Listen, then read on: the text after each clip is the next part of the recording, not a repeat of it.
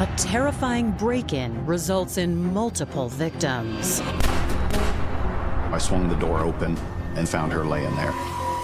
She was shot in the upper part of the leg. Once we had called the room clear, we found a deceased individual. Despite first impressions, the evidence suggests this isn't quite what it seems. Things that were present at the scene weren't adding up to a home invasion.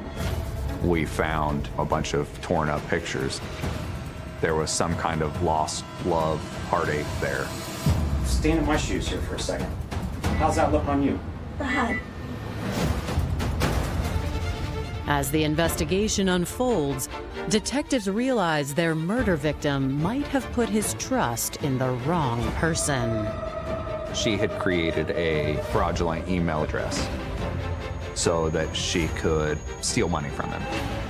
And there could be more than one victim. You now have two separate individuals that died under suspicious causes, both tied to the same female. It was just amazing how far that she had got in this fantasy world that she was living in. She was going to be exposed as being a fraud, and she couldn't have that happen.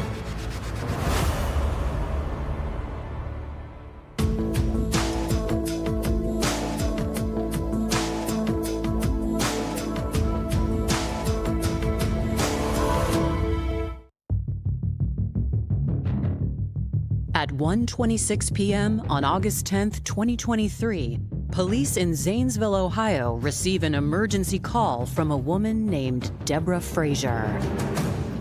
911, where's emergency? I think someone's in the apartment. It was unlocked, and there's stuff everywhere, and I can't find my boyfriend. Okay, Sam, I'm going to stay on the phone with you, but I need you to back out of that apartment right now. I see someone.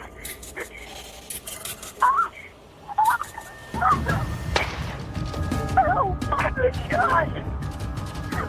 Oh my God, I'm shot! All units have an active home invasion. As I was en route, they did give out additional information of two men. They were wearing hoodies and masks. One had gloves, she said. Within minutes, police arrive at Deborah's address. I started scanning the area. Every car that I was passing, didn't see anybody matching that description leaving the area. I began knocking on the door. Once I did, I heard a female moaning, and I continued pounding on the door, identifying myself as the police. I heard her voice say she was not able to open the door. I checked it. It was unlocked, so I swung the door open. And then I found her laying there. She was holding her left leg. It was apparent she had a bullet hole through her jeans. She was shot in the upper part of the leg, thigh area. You know, you get shot in the right place, you can bleed to death. So we're tending to her. I saw a revolver laying on the floor a few feet away from her. What I assumed was the assailant's firearm or hers, but we knew she wasn't a threat. At that point, other officers were on scene and paramedics had showed up. She was placed on a gurney, moved to the hospital as quick as we can. Police quickly search the two-bedroom apartment to make sure the assailants are gone. When we got to the back bedroom, it was dark. As I entered, I saw the closet. One of the closet doors was open. A lot of people hide in closets and showers over my career, so I kind of put my attention on that. I noticed a form laying on the floor. It looked like a human under blankets. Pulled the blankets back, and at that time we found a deceased individual. He was wrapped in black trash bags, black duct tape, a blanket, and there was some blood on the carpet. Officers' immediate priorities are to secure the crime scene and assist their surviving victim. I was coming down the hallway, and the paramedics were still attending to Deborah on the floor. Our Detective Bureau Sergeant Phil Michael was there, and one of our evidence technicians, Detective Moore. I said, hey, we have a dead body in the bedroom. Deborah, she overheard that and asked, who's back there? We weren't going to volunteer any information that witnesses might not know. We want to hear what their story is first. They loaded her up on a gurney, and at this point, I'm still trying to collect information. I asked her if she lives there with anybody, and she advised that she does. Her boyfriend, Tom, she was frantic. She had a gunshot wound to her leg. So getting a whole lot of information out of her, it was hard to do, but I was able to get enough to know that Tom lived there, and she hadn't been there in a couple of days. And we learned Deborah, she was 35, Tom was in his mid-60s. There was quite a considerable age gap between the two. As Deborah is rushed to the hospital, investigators examine the deceased victim on scene. A few feet from the body, they find a wallet with an ID for 66-year-old Thomas Waddell. Looking at his BMV picture, it was easy to identify him as being the deceased. It's just gone from a home invasion robbery to, now if somebody's wrapped up in a blanket, there's going to be a lot more things that are going to need to be done that we need to check out and investigate.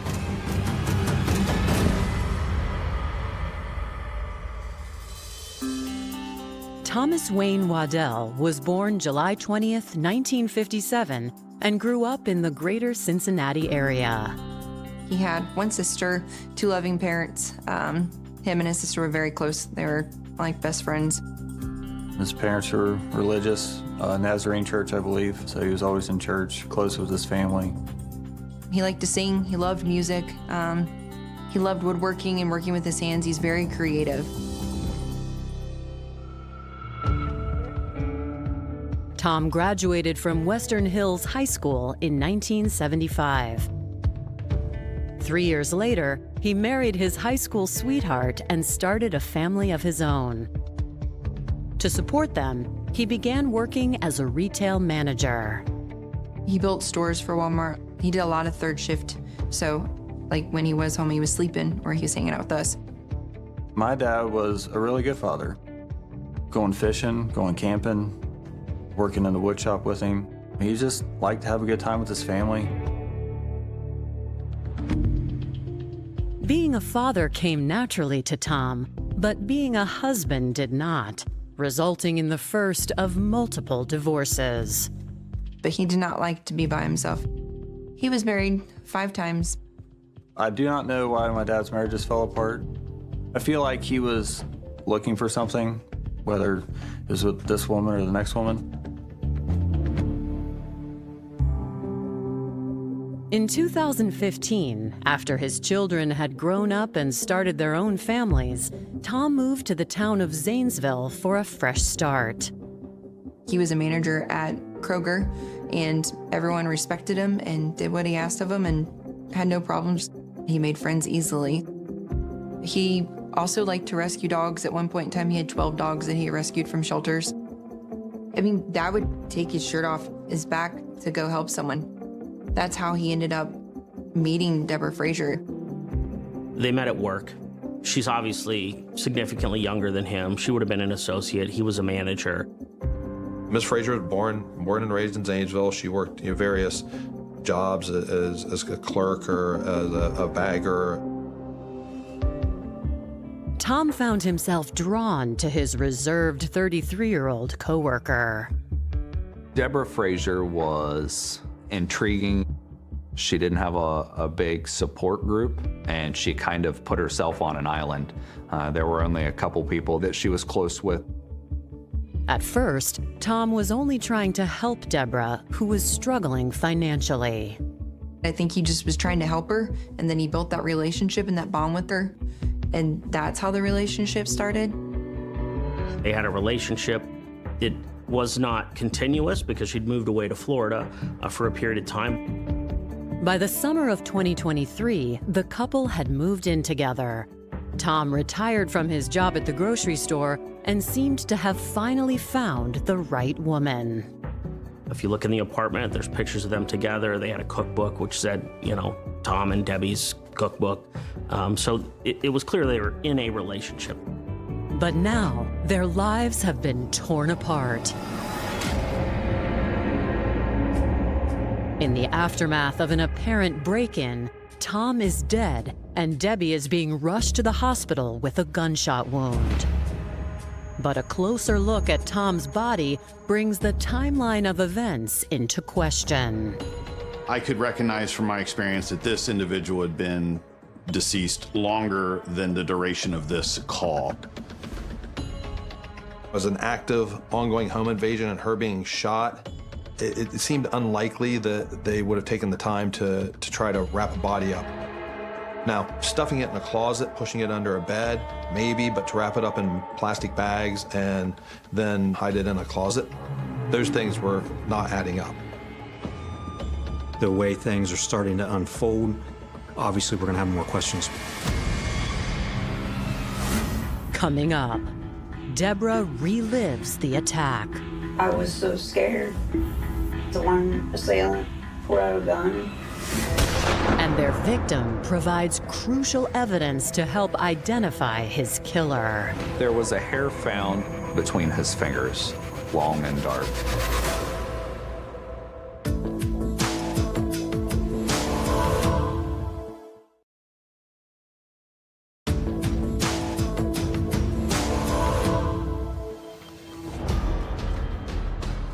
Police in Zanesville, Ohio, are investigating the death of Tom Waddell, a retail store manager whose girlfriend Deborah Frazier was also shot. The first piece of evidence is a gun found at the scene. The gun we found when Deborah was moved was a .22 caliber revolver, an older model. It was fully loaded with 9 rounds, 2 of which had been spent. But there is little else to suggest this was a robbery. There was still money in drawers. There were valuable guns all over the place. I found a TV in the back bedroom just leaning against the wall that was still connected to a DVD player. When it was laying on the floor, I was able to develop 10 latent lifts on that TV and send them to BCI for an examination. A lot of times when you have home invasions, they look completely wrecked. Mr. Waddell's apartment was pretty well kept. The couch cushions weren't pulled up and thrown everywhere like people were looking for something particular. It was just kind of like things were pushed around, disheveled, and then there were some torn shreds of photos, actually of Mr. Waddell and Ms. Frazier, which seemed odd for a home invader. Further inspection of the crime scene raises more red flags. In one of the bottom kitchen cabinets, I found an open box of trash bags. They have blue, like, plastic straps on them, and those is the same kind that was on Thomas Waddell's body. We found black duct tape that was a couple cabinets over from where the trash bags were found. That also didn't make sense because someone who's ransacking an apartment or wrapping up a body is not going to return the tape to the cabinet where it came from. It just had that feeling that, this was staged.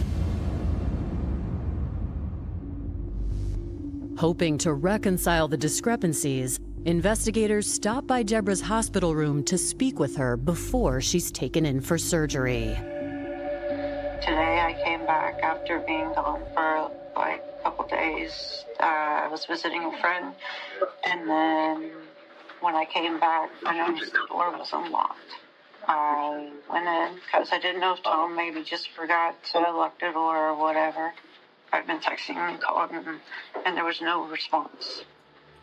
And then I saw things were messed up, and that's when I decided to call 911. Okay. And tell me about you getting shot. Well, I saw them, and they... Saw who? The assailants, two yahoos, such, She said the first guy was wearing gloves, a hoodie, and a ski mask, but she could make out that he was a white guy. The second guy she couldn't give a very good description of. It was kind of like a little bit of a scuffle, so I tried to grab the gun. By the barrel? I think so, because when he aimed, I was just trying to grab it so it wouldn't, if it went off, it wouldn't be in my direction, but I'm not that strong, so he ended up firing it in my leg. Okay. With doctors ready to prepare Deborah for surgery, detectives wrap up their interview and collect Deborah's phone and bloody clothing into evidence. After leaving the hospital, they canvass Tom and Deborah's neighborhood looking for potential witnesses. That apartment complex is pretty nice, well-maintained, and is on a part of the city that we don't have a lot of crime. No one reported hearing a gunshot, no one heard any type of struggles, no one saw anybody running. There are some ring cameras that are accessible. They see nothing on those. So the story that she's told us, the statements we've got from witnesses, it's not adding up to be the home invasion robbery, minus the commotion on the 911 call of two people that would have allegedly just murdered someone and then shot someone else that make absolutely no sound at all. So we're going to want to continue to look further. The following morning, the medical examiner conducts an autopsy on Tom Waddell. Detectives hope it will provide some much-needed answers. It's not until they get to the autopsy that they realize how well wrapped up this body is. It's wrapped in plastic and then plastic bags and then a comforter. It's not something that you could do rather quickly. I mean, it's going to take time to get him under those many layers. We want to deal with each layer that he's wrapped in separately, looking for evidence and trying to figure out what is going on in this case. There was a hair found in Tom's left hand between his fingers that was long and dark. That is completely different than his hair, so that was put and packaged so that the laboratory can look at it. And he has a blue strap around each lower leg. We weren't sure who did it, and we weren't sure how they moved him back there, but we thought that the Velcro straps could have been used to pull him back there. With the wrappings removed, the cause of death becomes clear. Seeing all the blood on his face and in his hair, we figure that is where the injury is. So just cleaning his hair, I find a gunshot wound.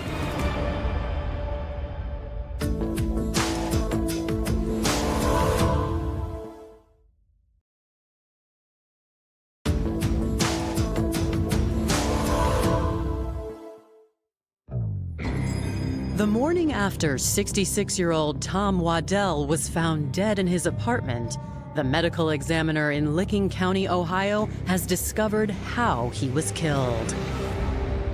It was determined that he had died from a single gunshot to the back of the head, a .22 long rifle round.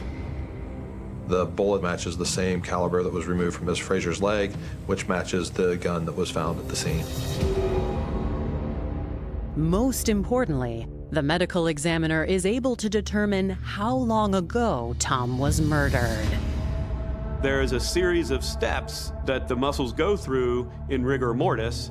This gentleman had the stage where his rigor is waning away. So that, to me, meant that he had been dead approximately 24 to 36 hours prior to when I'm looking at him. Sometime between 8 p.m. on August 9th and 2 a.m. on August 10th, approximately 12 to 16 hours prior to us getting the call.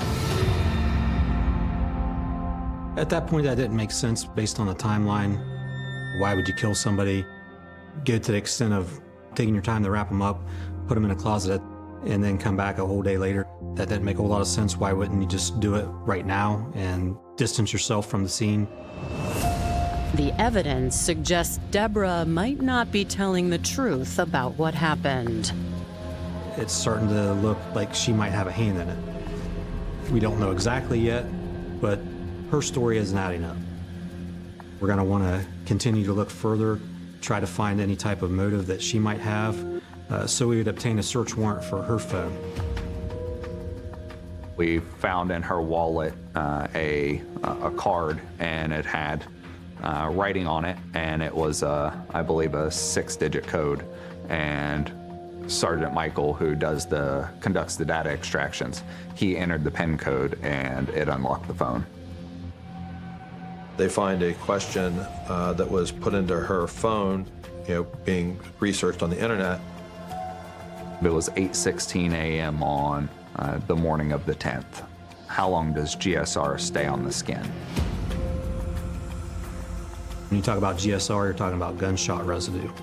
That was definitely an indicator to me that she had more involvement than what she was saying. Now, whether she was the actual person who shot him at that point, we didn't know, but she definitely, in my mind, had some involvement in this homicide.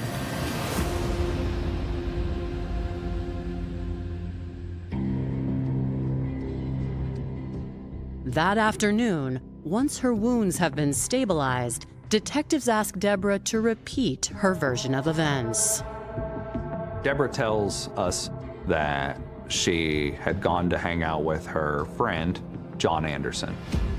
We drove around for a while, and then I ended up asking him if I could just spend the night. We played video games, we watched TV. He's an old friend from my early college years. She told us the next day, after staying with Mr. Anderson, she returns to her residence, and it's at that point in time that she finds Tom, and this whole home invasion occurs.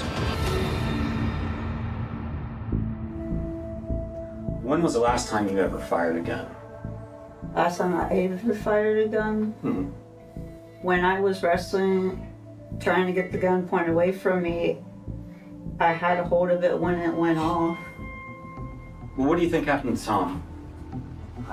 I honestly don't know. I even tried calling today. Well, Tom was shot and killed.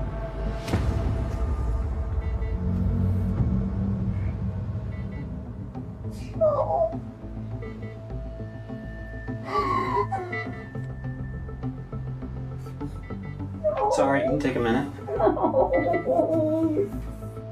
In my opinion, it sounded like she was fake crying. It didn't seem real at all. Why are you searching? How long does gunshot residue stay on my hands? Yesterday morning at 8 in the morning. Listen, you did. I didn't. And I'm gonna ask you to be 100% honest with me. Did you have something to do with his death? No. And I'm gonna be as straight as possible.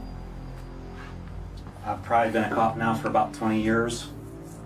This isn't the first murder investigation that I've ever handled. It's not gonna be the last. There was no home invasion robbery, okay? There was absolutely none. So, you've already locked yourself into the biggest lie. Here's your chance to unwind it and tell the truth.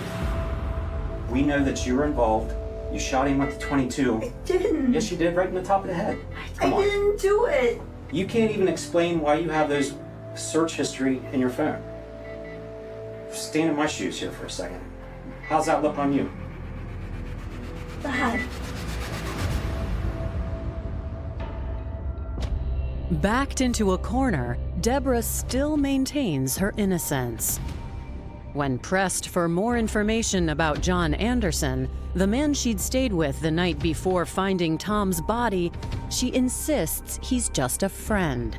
But detectives wonder if something more was going on, and if it led to Tom's murder.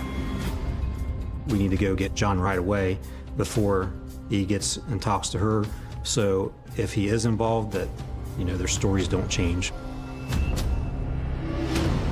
Coming up, detectives interview Deborah's other boyfriend. Did you guys sleep in the same room? We did. and another mysterious death is revealed. You now have 2 separate individuals that died under suspicious causes.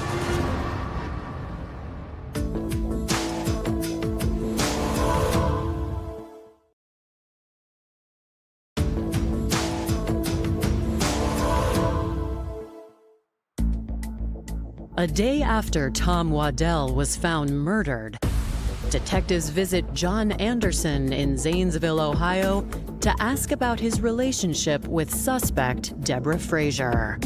At the time that that interview was happening, there's still open questions. And among those open questions is she the trigger man? Is she not? Is she just involved? Is there another person? He's her alibi. He definitely could be an accomplice. So the reason I want to talk to you is in reference to Deborah. Start from when you know, I guess how you know her, how long you've known her and stuff like that. She and I met in late 2012. She and I were in a relationship for about 10 years or more. Okay. Did you guys break up then, I think it? No. Oh, are you currently still boyfriend and girlfriend? Technically, yes. John confirms he received a call from Deborah on August 9th.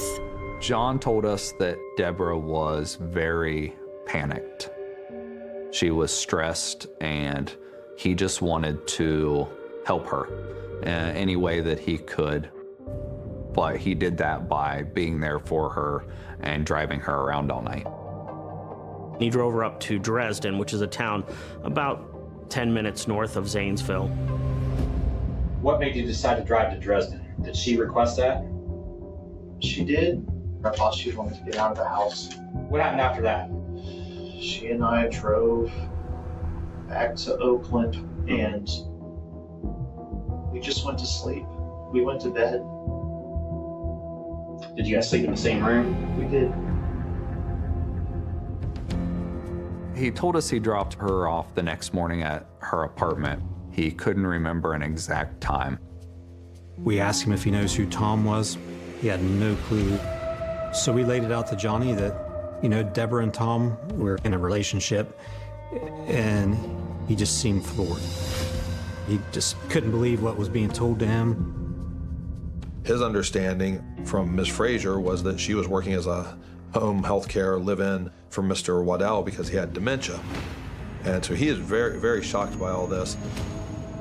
And you've never been in her apartment at all?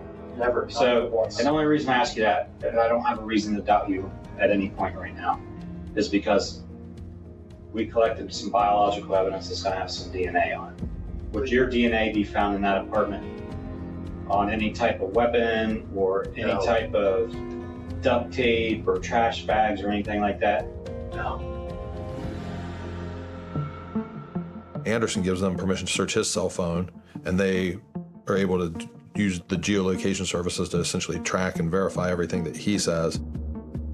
There was no evidence in the apartment that had anything to do with him, and it truly seemed like he had nothing to do with the offense other than being manipulated and lied to by Deborah Frazier.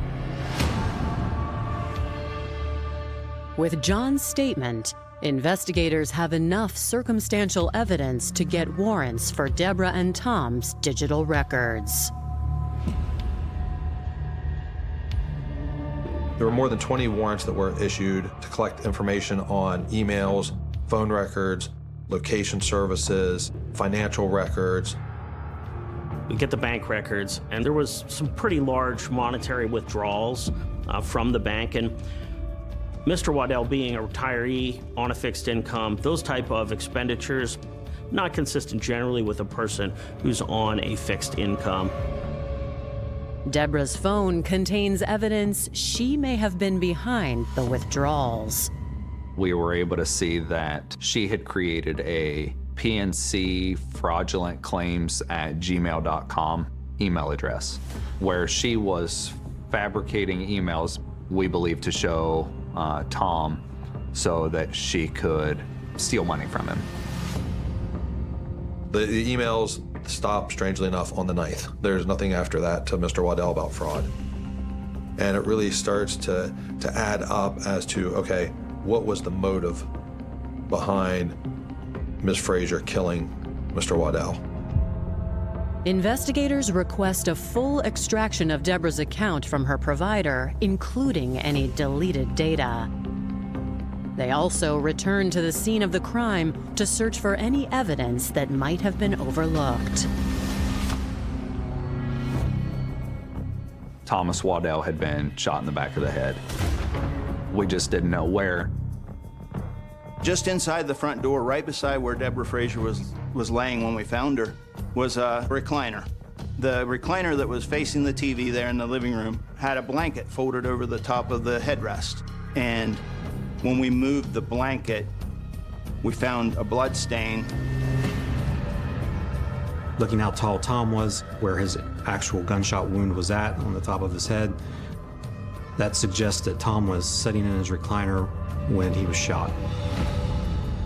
One mystery has been solved, but the discovery creates a new one. Tom was a big guy, and Deborah's not big, and so even moving his body from the recliner and into the bedroom was going to be a very significant task for Deborah. We believe she had some help getting him there. Detectives determined Deborah's boyfriend, John Anderson, was not involved, but lab results provide another potential accomplice. The prints from the television come back, and they come back to a guy from Florida named David Grantham. This particular individual had some petty theft crimes and some receiving stolen property crimes, so it's not a far leap. This was a lead that we were going to have to track down.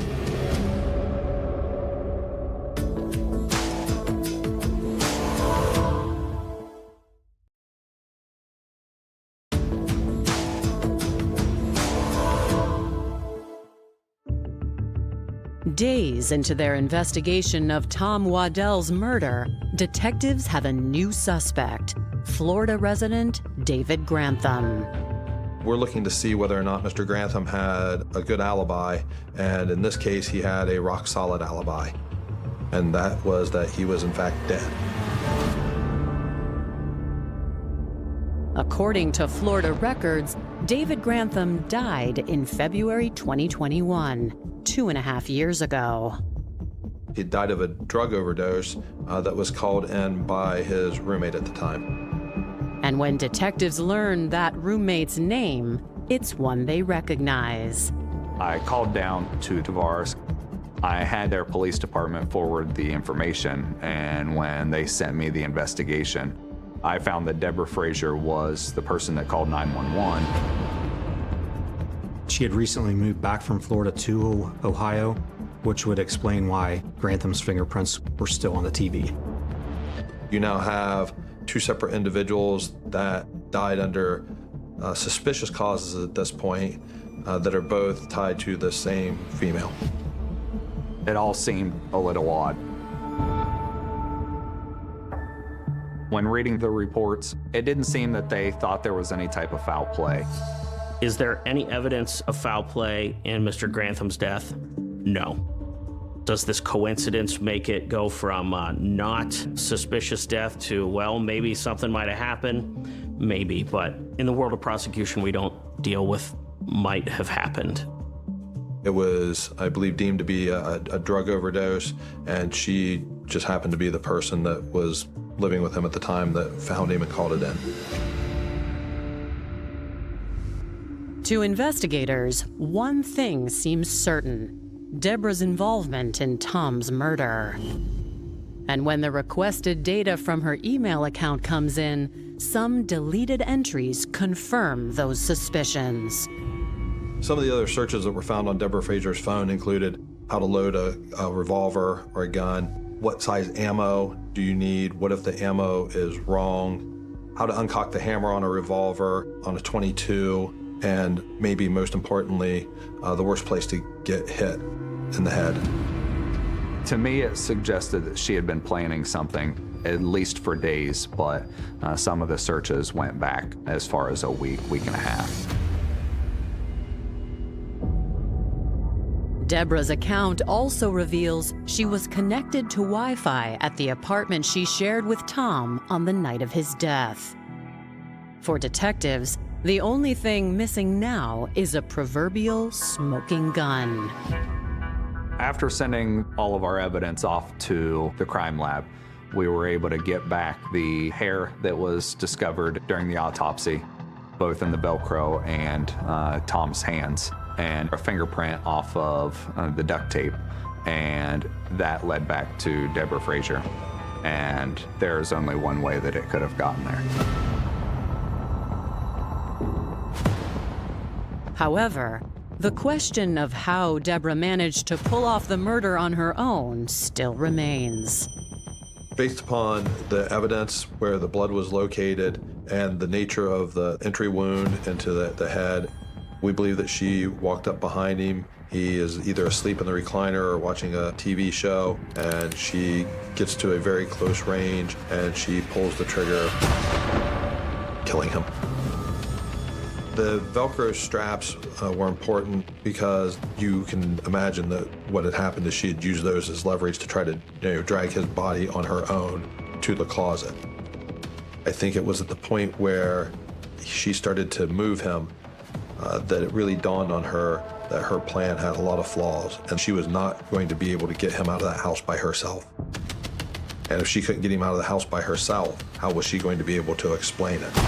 That's where she came up with the home invasion. On September 7th, 2023, Deborah Frazier is arrested at the hospital. So after Deborah is medically cleared from the hospital to be released, she's arrested. Ms. Frazier is charged with aggravated murder, 3 counts of tampering with evidence, and 1 count of abuse of a corpse. Deborah immediately asks for an attorney, and police and prosecutors know their work isn't done.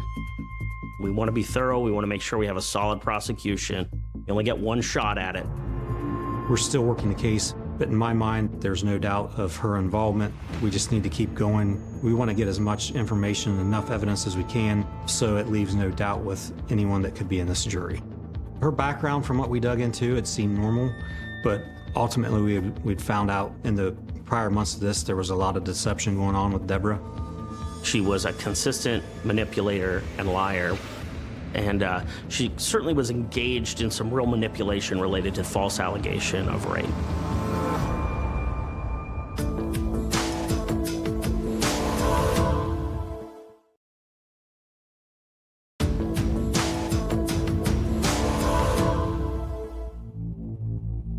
With Deborah Frazier awaiting trial for the murder of her boyfriend, Tom Waddell, investigators spend the next several months shoring up the case for prosecutors.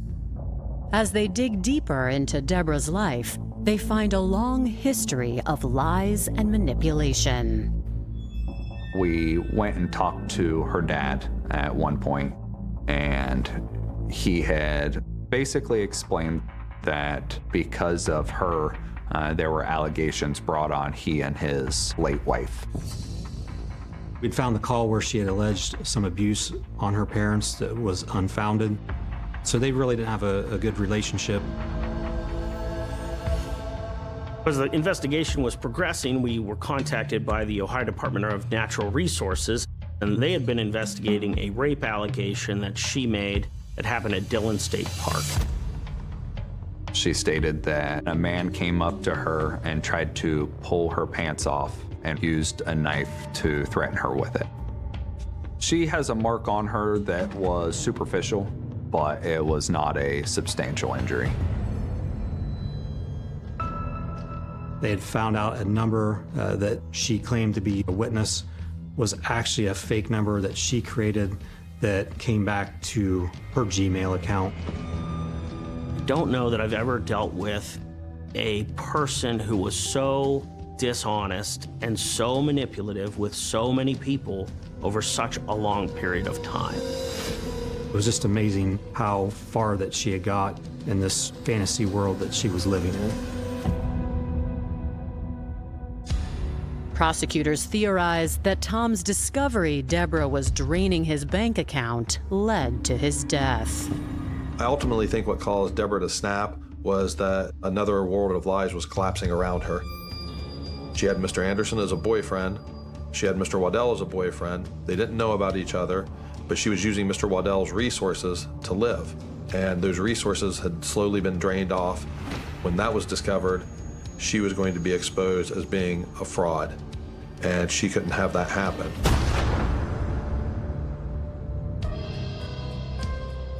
I also think that there was kind of a heartbreak story behind it. We found in the living room a bunch of torn up pictures of Tom and Deborah. Whether it was Tom, whether it was Deborah, I'm not real sure, but there was some kind of lost love, heartache there. Every conclusion that we've made about her motives are conclusions that we drew from the evidence at the scene and all the collected data, but it's never been actually explained by Deborah herself. In March 2024, Deborah Frazier decides to plead guilty instead of facing a jury. They read the details of everything. It was gruesome and it was wrong and it was foul. And it angers me just sitting here and talking to you about it now. Like, he didn't deserve that. No one deserves that. She is sentenced to life in prison with the possibility of parole in 23 years. I would have liked to have seen life, no parole, but at the end of the day, she's behind bars and she can't hurt anybody.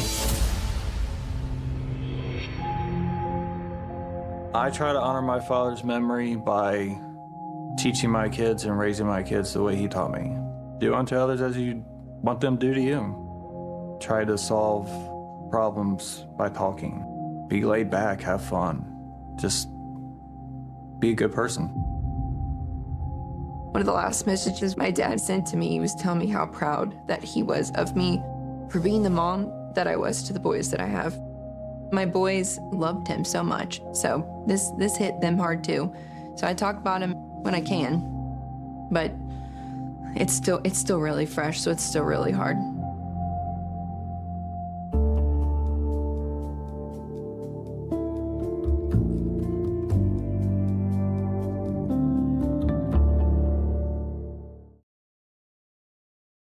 Next to the bed, Edwin dramatized.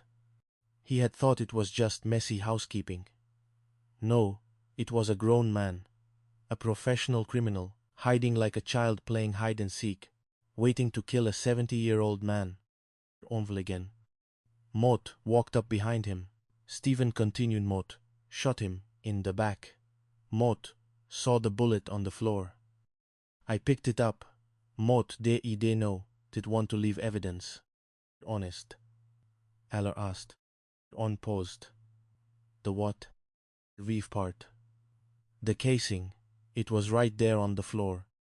Oh, Stephen said, looking genuinely disappointed in himself. Mott de not see it. Mott guess. Mott met a bit of a moron. On that, Stephen. Aller sighed. Go 8. The may high. Hong. Dollar tragedy. Ontry. Finchlist. Stephen had given him Mahai. Hong, Dola, 2,000 down, 10,000 after the deed was done. Meredith had coordinated the timing. They had used the gun Marvin bought for his wife's protection. Onkench intently, except this is the American legal system. One traumatized. Stephen Moore was a terrible witness. He changed his story more often than he changed his socks. He was a drug addict, a thief, and a self-confessed moron. The prosecutor looked at Motfe the case and saw a nightmare. Winaban Stimkin. We can't put him on, the district attorney said. A jury will laugh him out of the room. On years passed. The wheels of justice didn't just grind slowly. They seemed to have fallen off the wagon entirely. Quint traumatized. Deborah Brown pleaded guilty not to murder, but to theft. She served 3 years. Not long after her release, she died of cancer. The higher authority finally took her case. On with Olchboftais.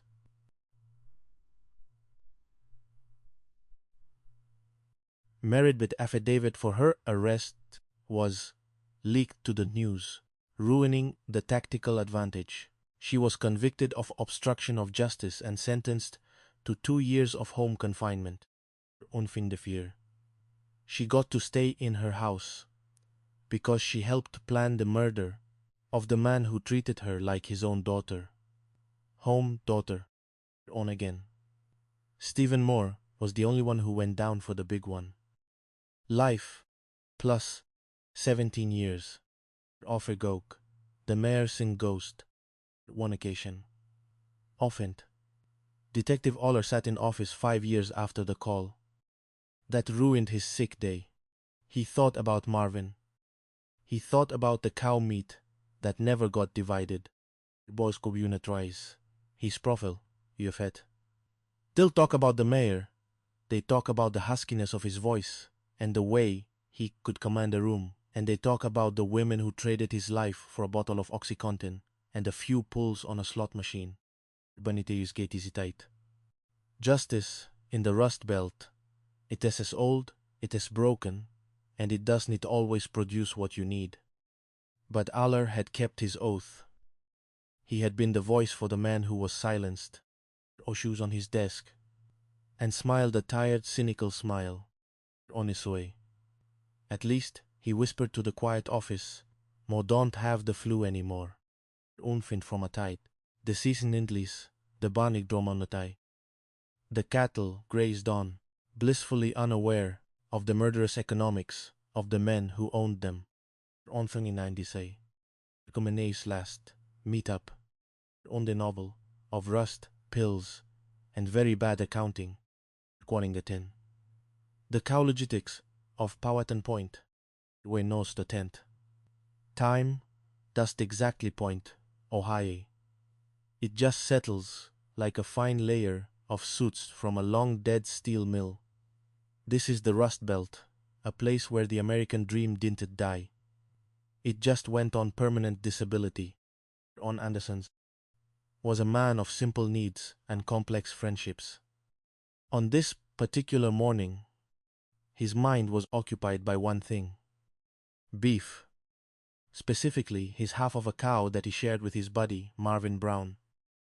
Marvin was a legend in Powhatan, Wonderlessney. Everyone still called him mayor. It was the kind of title that stuck to you, like grease on a mechanic's hands. Offering his stimmel, he pulled his truck up to Marvin. A modest cabin that smelled of pine needles and masculine intentions.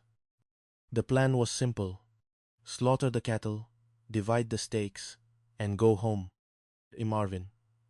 It is Pete. Pete hollered, slamming his truck door. No answer. Often potlies. He walked. The cabin was quiet, which was unusual. For Marvin, a man whose presence usually demanded its own weather system. Pete stepped into the living room and saw Marvin. The mayor was face down on the carpet. Offie. Mott need some help getting the gear from the truck. You lazy bastard. Pete chuckled. He stood there for a second, waiting for the punchline. Marvin was a prankster. He was the kind of guy who would pretend to be dead, just to see the look on your face. Benny funny, Marvin. You want to look like you re-dead? Get up. Innocent even twitch. Pete walked closer, his boots thumping on the floorboards. He reached down and checked for a pulse. There was nothing. Marvin Brown, the heart of Powhatan Point, was as cold as a frozen T-bone. Comisi. The detective with the flu, waiting traumatized. Ryan Oller was a man who took pride in two things: his closure rate and his immune system. Up until this Tuesday, he had taken a sick day in a decade. But today, the universe had decided to strike him down with a flu that felt like a tiny construction crew was jackhammering his sinuses. Una mug of tiwi, he still quite tomiliuinlation. He was huddled on his couch and clutching a mug of tea when his phone buzzed. It was the station. Alle, he croaked. Homicide, Ryan. Powhatan. It is the mayor. Ulla closed his eyes. In Belmont County, homicides were as rare as a vegan at a tractor pull. He threw off the blankets, ignored the spinning in his head, and got dressed. If Marvin Brown had been murdered, the whole county was about to go into a collective panic. On Rusty Lucy. A right, Nashton Tucson, by Detective Rusty Lucy. Agree. With entry. Rusty said, looking at his notes. No broken windows. Nothing ransacked. Just Marvin, face down, shot in the back. Ending it ends. Aller looked trauma at the body. The positioning was a classic mod. Trusted, you stance. You don't to turn your back on a stranger in a hunting cabin, unless you looking for a bullet. Otti. Burglary, Aller asked, sniffing back a sneeze. Ovi traumatized. Nope. Cash still inside. Whoever did this was looking for his pocket change, Rusty replied. Orphan, a 9mm shell, casing near the living room. But the bullet, the actual slug, was gone. Comatize. The killer took the bullet? Aller muttered. Who takes the time to dig a bullet out of a wall, but leaves the casing on the floor? That bullet must have been glowing like a neon sign for them to find it. Bah. The widow and the stepdaughter went size.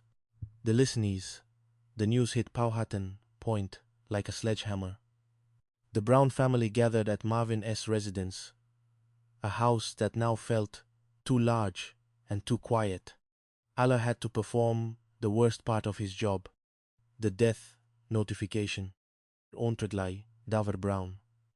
Marvin Weiss, second wife of 10 years, she was the company bookkeeper, the woman who handled the lifeblood of Marvin S.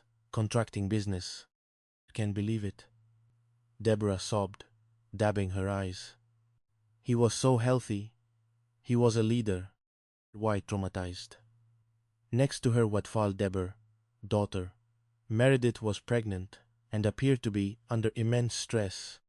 Omenoise. Aller asked gently. Kwani, Deborah said. Meredith needed baby furniture. We spent the day at the hospital too. Meredith hasn't been feeling well with the pregnancy. It's been so stressful. Oilinatize. Alla nodded, an ironclad alibibes. While your husband gets a 9mm lead injection. It was a perfect suburban tragedy. And sons were there. 2. Heartbroken, husky men who looked just like their father.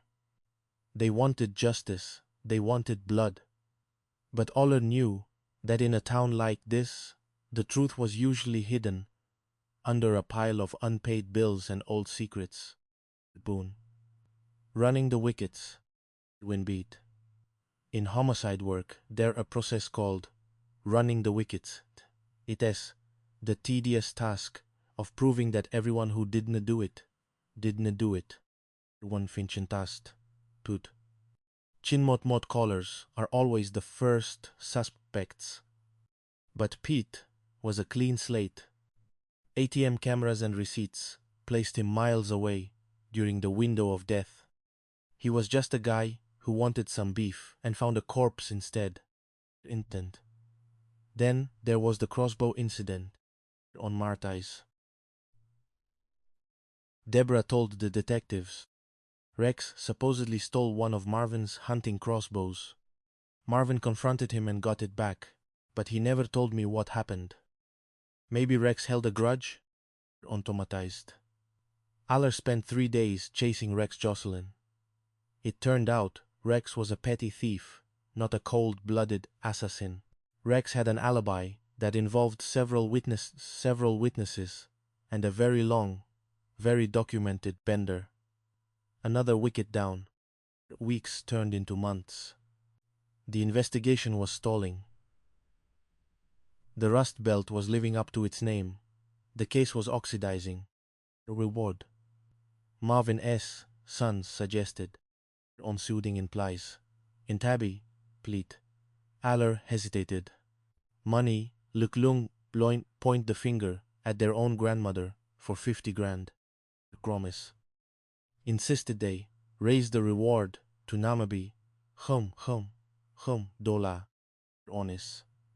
Suddenly, Aller's phone did stop ringing. Every crank, disgruntled neighbor in a 3-county radius called in to claim they knew who killed Cock Robin. Aller felt the fear, the deep, cold dread of a case going cold. Vietnam. The phone call from Addy, omen from her breed. Just when ready to stow through his badge into the Ohio River, a woman named Addie Connor called. Buddy. Mott met friends with Meredith, Addie said, her voice trembling. She asked me to do something weird a few weeks before Marvin died. Paulsen. How weird? Aller asked, leaning in. Wand, Tenaby, but howdy, Barnaby, drama to ties. Marvin. Said she wanted me to call Marvin. She wanted to Metley, offer she wanted me to tell him that the meeting about the missing funds had been postponed. She said her mom needed more time to fix something. Felt a chill that had nothing to do with the flu. Did you do it? Corium indicized. No. My mom, it sounded like a scam. So, Maud stayed out of it. On to Wisty. Follow the money, he whispered. It's the oldest song in the book. Consao, Saudi. The creative accounting of Deborah Brown. Honor be phrased. Intlied, he dove into the books off of Marvin Frest, contracting business. To a normal person, the ledgers looked fine. To a detective looking for a motive, they looked like a work of fiction that would make Stephen King proud. When it in business. Deborah official books showed a thriving business. The real books showed a black hole where hundreds of thousands of dollars had disappeared. Quite a beautiful thing. Aller muttered as he looked through Deborah's bank records. Office Namchambi, pattern, Namcham dollar, Namcham dollar, Namcham dollar. On times multiple in the ATM. And not the UET, any ATM. The one located directly across the street from a local gambling parlor. Hallmarked. Rustically, Inslee detour. And a pill popper, Aller added. Deborah and Meredith are putting down $700 a day on prescription narcotics. That's a lot of oxy for 2 women who are supposed to be mourning. East. The motive was suddenly as clear as a bell. Marvin was about to meet the accountant. He was about to find out his wife had gambled and snorted away his life as work. In Powhatan Point, you don't divorce a man like Marvin Brown. You reschedule him. Bay. The gun box. Ometleby. Eller and his team executed a search warrant on Deborah S. house. It was a tense affair. Deborah sat on the sofa, clutching a tissue, looking like the picture of a wronged widow. Wishinest. Ow. A plastic box for a compact 9mm pistol. Gun, Deborah? Aller asked. Any light? Mo don't know, she said, her voice cold. Mot haven't seen it since Marvin bought it. Of always will labor. He traced it back to the cellar. Pity mine. Oh, the gun dealer told Aller. Marvin Brown. Big guy. Husky. He told me he was buying that little 9mm for his wife. Said she needed protection. Irony was not lost on Aller. Marvin had literally bought the weapon that was used to end his life. Rutam. The genius Stephen Moore. Probation. Aista. Detently. Awfully. The detectives squeezing Meredith's social circle. They went through her drug dealer boyfriends like a tornado, through a trailer park. Please.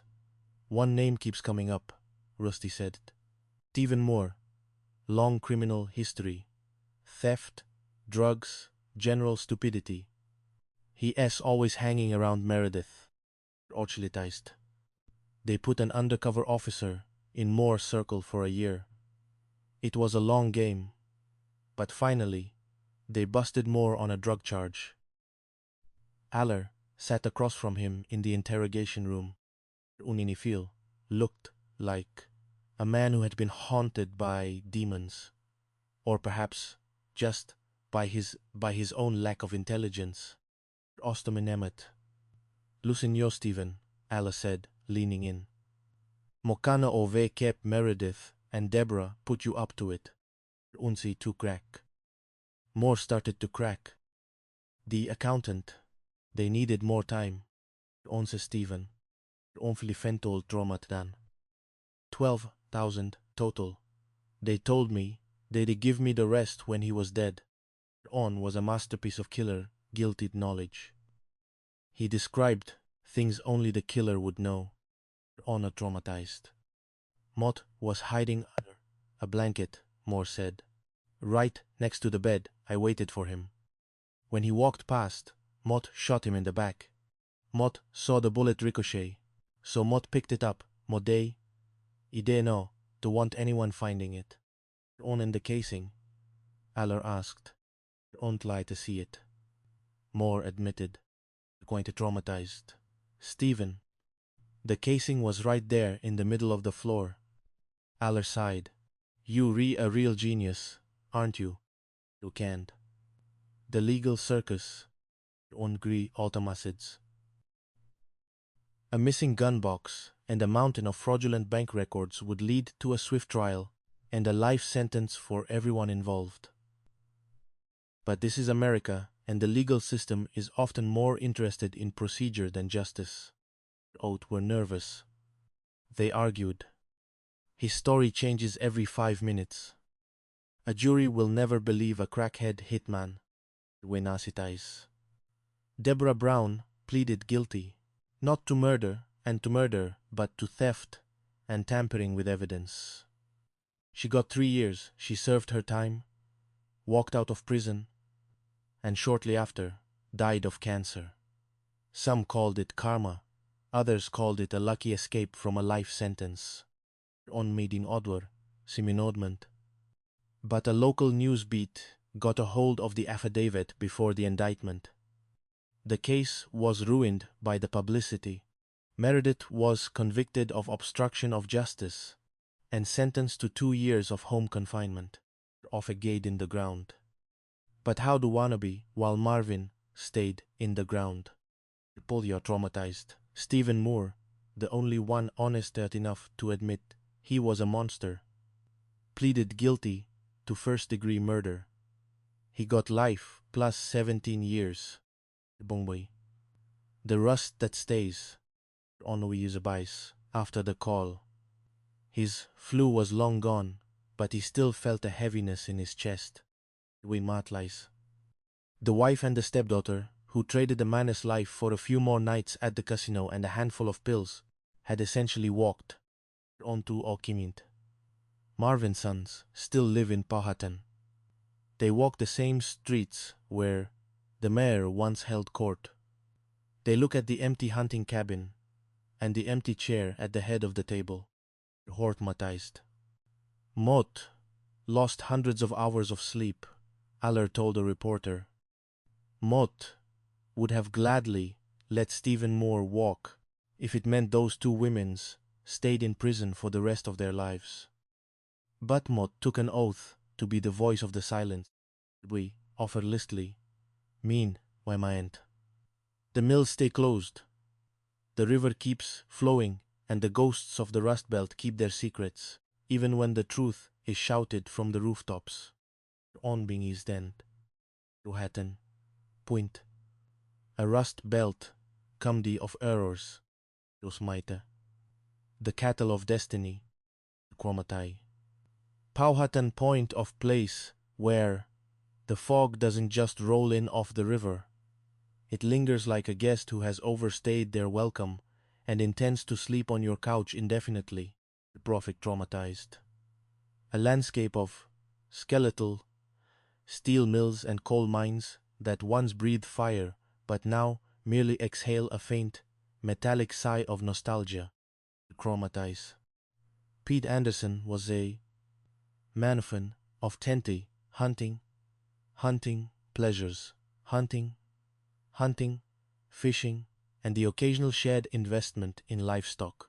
He was currently driving his pickup truck toward a hunting cabin owned by his friend Marvin Brown.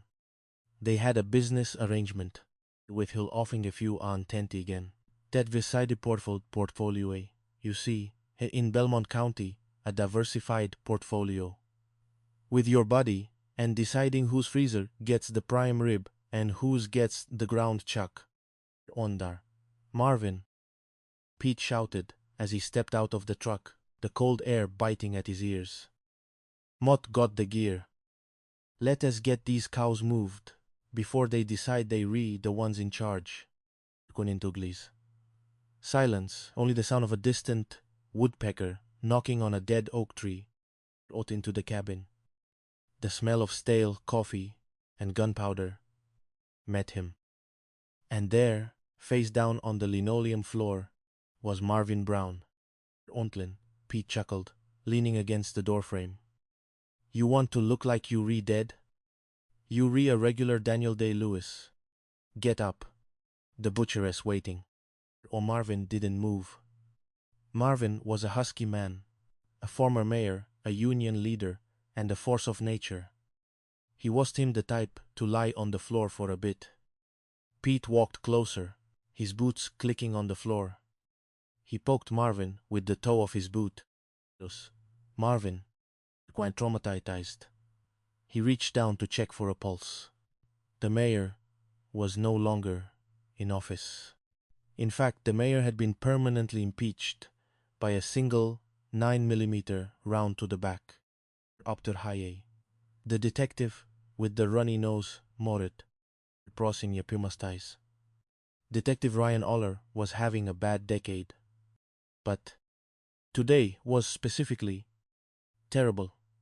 He was at home, clutching a mug of tea that was more honey than liquid, and nursing a flu that felt like a swarm of angry bees was nesting in his sinuses. He hadn't taken a sick day in 10 years. Ombi. Then the phone rang. Wannabe, he wheezed. Weed, the sheriff. We've got a homicide. Powhatan. It's Marvin Brown. On Matubian. In Belmont County, a homicide was rare. A homicide of a former mayor was like a unicorn sighting, except the unicorn was dead and covered in forensic dust. Wanwi. Mott met on my way, Aller said, immediately regretting the decision as a coughing fit nearly turned his lungs inside out. Question traumatized. When Aller arrived at the scene, he looked all like an elite investigator and more like a man who had been recently exhumed. His eyes were bloodshot, and he carried a box of tissues like a sidearm. Guider looking grim. No forced entry. Ryan. No broken windows. Nothing ransacked. He was shot in the back. Clean. Entley, Auburn, Bobby, again. The man who worked 30 years in the mills survived the collapse of the steel industry and ran a successful contracting business. Where? He was a wealthy man in a town where wealth was measured by how many functioning tires were on your porch. Still in it. Cash lost the wee, rust still in it. This wasn't to a robbery. Mati. Where's the slug? Onifpult. That's the weird part, Rusty said. We see the Rico casing, but the bullet is gone. It's like the killer decided he wanted a souvenir, but forgot the shell. When Liffer. Or the bullet was glowing, Aller muttered, his fever-addled brain searching for logic. Maybe he thought it was a lucky charm. Und weit. the grieving widows and the pill problem. Hinting at Prataid. Aller had to go to Marvin S. residence to tell the family. He expected a scene of Shakespearean tragedy. What he got was a confusing mix of stoic sons and a suspiciously absent wife. Traumatized. Marvin S. sons, their father was a hero. But then there was Deborah, the second wife. Deborah had been married to Marvin for 10 years. She was his bookkeeper. She handled the payroll, the bills, the taxes. She was the brain of the operation. On it is going, Brown, Eller asked. At the hospital, one of the sons said, Meredith, that S, her daughter, Marvin S, stepdaughter, she S pregnant and having complications, the stress of. Well, before we knew, she was already having issues. Oller nodded. But something felt off. The mayor was dead on a floor, and the wife was furniture shopping. Shopping. Wait. Maud thought you said she was at the hospital, Aller asked. Baby furniture. Earlier in the day. The son clarified. That's their alibi. I mean, their schedule. On B, no book. Alibi. A word usually reserved for people who didn't want to be suspects. Gunen Kotamatize. He interrogated head Pete Anderson, who had enough my routine Tudom receipts and trail cam footage to prove he was nowhere near the cabin. He looked into Rex Jocelyn, a local character who had allegedly stolen a crossbow from Marvin. The crossbow rack. Aller asked in the interrogation room of trauma tent. Rex, but Mott don't kill mayors. That is bad for business. People stop inviting you to the fish fry. Ontostar. Rex, the investigation stalling. Aller, S fever broke, but his obsession grew. He started looking into the one thing that never lies. The money, or bon, the ATM addiction. Quando insane accounted. The man looked like he had seen a ghost. Hypnotized. Detective, the books on just cooked, the accountant whispered. They've had been deep fried and burnt to a crisp. Tax returns haven't been filed. In years, hundreds of thousands of dollars are missing. Umptade the bank records. What he found was a trail of breadcrumbs made of Namcham dollar bills. Oddly rusty, Aller said, pointing at a spreadsheet. ATM. Withdrawals. 500 here, 500 there. Every single day, sometimes twice a day. Koinai. Gold bars? Rusty asked. Agent. Aller tapped a map. Gombier. Traumatized, they re all within gambling parlors and the known drug houses. And look at this. The withdrawal happens. And then 5 minutes later, there is a delete entry in the QuickBooks file. Deborah wasn't just the bookkeeper. She was a magician. Traumatized. It turned out Deborah and knitting or scrapbooking. It was high-grade prescription pills, 500 to 7 dollars a day. That's a lot of oxy. You could buy a small island in the Ohio River for very kept hat, a tea they were shoving up their noses. Addie Connor of Meredith S. She sounded terrified. Meredith asked me to do a favor, she told Aller. She wanted me to call Marvin, the mayor, and pretend to be from the accountant's office. She wanted me to tell him the meeting was postponed. She said her mom needed more time to fix things, Contrisly said. And why would she need to postpone a meeting with an accountant? Oninigin. Because Marvin was starting us questions about the missing money, Addie said. Onan Onabi. T. Marvin was about to find out he was broke And in the Rust Belt, when a man like Marvin Brown finds out his wife has gambled away his life's work and spent the rest on pills, he does teeth file for divorce. He files for an accounting. Onum, the genius hitman, went to Lifit. Alerfin kill gun in Deborah Ayesfin hand. He knew she was a thief, but was she a killer? Konedui, Auyen poet. He squeezed them. He arrested drug dealers for selling to Meredith. He made life miserable for anyone who shared a needle or a pipe with the brown women. One dear. Stephen Moore, Rosinduke Gentis, a graduate Stephen, was all the wrong riscondes. His criminal record, he was the kind of guy who would steal his own grandmother's dentures if he thought he could pawn them for a nickel. Paul brought Stephen in. Stephen looked like he had been living under a bridge, which, coincidentally, he had. Honor you killed, Marvin. Motka no o verabi. Kep, Deborah gave you the money. Mot know about the gun. Onschalt. Stephen blinked. He looked like he was trying to solve a complex math problem in his head. Mot, like Marvin. He gave me a sandwich once. On offers. Stephen, a 9mm. The same one that S missing. The same one that matches the casing at the scene. Innovet. The guilt was eating him. Or maybe it was just the lack of pills. She gave me 12,000, he blurted out, and a bag of pills. 2,000 down, 10,000 when he was taken care of. Eyes. Eller leaned back. Tell me how you did it. Honorabilitized. Meredith told me when to be there, Stephen said, his voice shaking. She said, she'd be furniture shopping, so she had an alibi. Mott went into the cabin. Mott hid under a blanket next to the bed, on the mastly, and on the fees. A blanket on floor. Waiting. He didn't see me. I walked up behind him, and Mott shot him in the back, just like they said. Gonifen. Why did you take the bullet?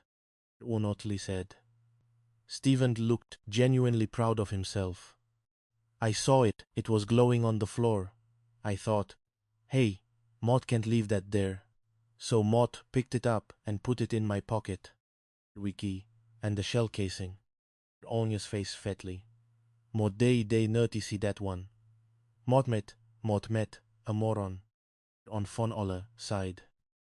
You are definitely a moron. Ben listener sau. The Rust Belt Justice. Ondenini guessed. You'd think a confession from a hitman and a trail of embezzled money would lead to a slam-dunk murder conviction for the Black Widow of Powhatan Point. Ono Proust. Nothing is ever that simple. Couture looked at the case and shook his head. Stephen Abord is a drug-addicted, unreliable witness whose story changes every time the wind blows. We can't put him on the stand. A jury would laugh us out of the building. The brown one, arrested, not for murder. She was charged. Ve kep ite, hast, theft, and tampering with evidence. She sat in the interrogation room, admitted to the stealing, admitted to the cooking, but smiled when it came to the murder. Until my husband, she said, her voice cold, mold. Mott loved Marvin. Benecinti years, in prison. 3 years, for hundreds of thousands of dollars, and a dead husband. It was the heist of the century, executed by a woman who spent most of her time at a slot machine. Guayibinasais. A few months after Deborah was released from her short stint in prison, she died shortly after. She was diagnosed truth of the murder, taking the full truth of the murder to whatever higher authority deals with embezzling gamblers. Renee, baby, Eketer. Due to a leaked affidavit and some legal maneuvering, she was never charged with the homicide. She got 2 years of home confinement for obstruction of justice. 2 years in her own house, presumably with a very nice new set of baby furniture. Pomentult was the only one who truly paid the price. Was the only guilty to first-degree murder. He pleaded guilty to first-degree murder and was sentenced to life plus 17 years. He remains in an Ohio prison, probably still wondering why he didn't to see that shell casing. Ben Uriting Adinat, Melushli, Ohio traumatized, Detective Ryan again out. He never quite got over the case. He sit on his porch, looking out at the Ohio River, coughing occasionally. All Fomden. We did our best, he tell Rusty over a beer. We ran the wickets. We found the truth. Who to right eyes? Yeah, Rusty would reply. But the truth didn't put the right people in the right cells. Okamutseo. Raising his the rust belt to the memory of the mayor. Sometimes the only justice you get is the justice you can afford. And, in Powhatan Point, the mayor was the only one who was paying. Chromatize. Some remained silent. The coal mines remained dark, and the glowing bullet. Nobody ever found out what Stephen did with it. Some say he swallowed it. Some say he buried it. But in a town full of secrets, it was just one more thing that disappeared into the fog. Okenshin Kagul Guide. Kontibin, Fenabi, Initentiair. Proud of their father, Apot. They tell their children stories of a man who worked hard, led his community, and was ultimately betrayed by the people he trusted most. Ently. And every time they cham dollar ATM withdrawal on a bank statement, they feel a little shiver. Not of fear, but of memory. Because in the heart of the industrial heartland, the ghosts don't rattle chains. They just delete transactions and wait for the fog to roll in. Quality and find. And the mayoress beef, Menchity, on destiny.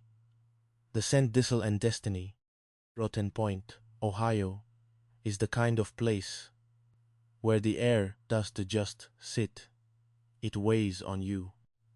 It's a cocktail of river mist, coal dust, and the lingering metallic tang of an industrial heartland that had its heart bypass surgery 30 years ago and forgot to wake up on fall into mistend. Here, in the Rust Belt are green, but the machinery is orange with decay. Offby, Imlegen Ricat. Lisley said, Marvin Brown was the king of this decay. He was a man who looked like he had been carved out of a single massive block of hickory, and then dressed in Carhartt. O'Keefer, he was the mayor. A title he officially relinquished 2 decades ago, but one that stuck to him like grease to a gear. He was husky, hardy, and possessed a voice that sounded like 2 cement mixers having an argument on and of it traumatize. The silence at Marvin's hunting cabin was broken only by the crunch of gravel under Pete Anderson S-truck tires. Pete was a man of simple pleasures, hunting, cattle, and not thinking too hard about things. He was there for a slaughter, off into the shen. He and Mawin Mobile owned investments of beef. And today was the day the dividends were to be paid out in steaks and roasts. Wittis Workley, sniffing the air. It smelled like wet woods and impending winter. Marvin, he hollered. Mott needs some help with the gear. No answer. Awfully. Pete walked into the cabin, the door swinging open with a groan that would have made a horror movie director weep with joy. Inside, he saw Marvin. The mayor was face down on the floor, perfectly still. Very funny, Marvin. Pete chuckled, leaning against the doorframe. You want to look like you're dead? Get up.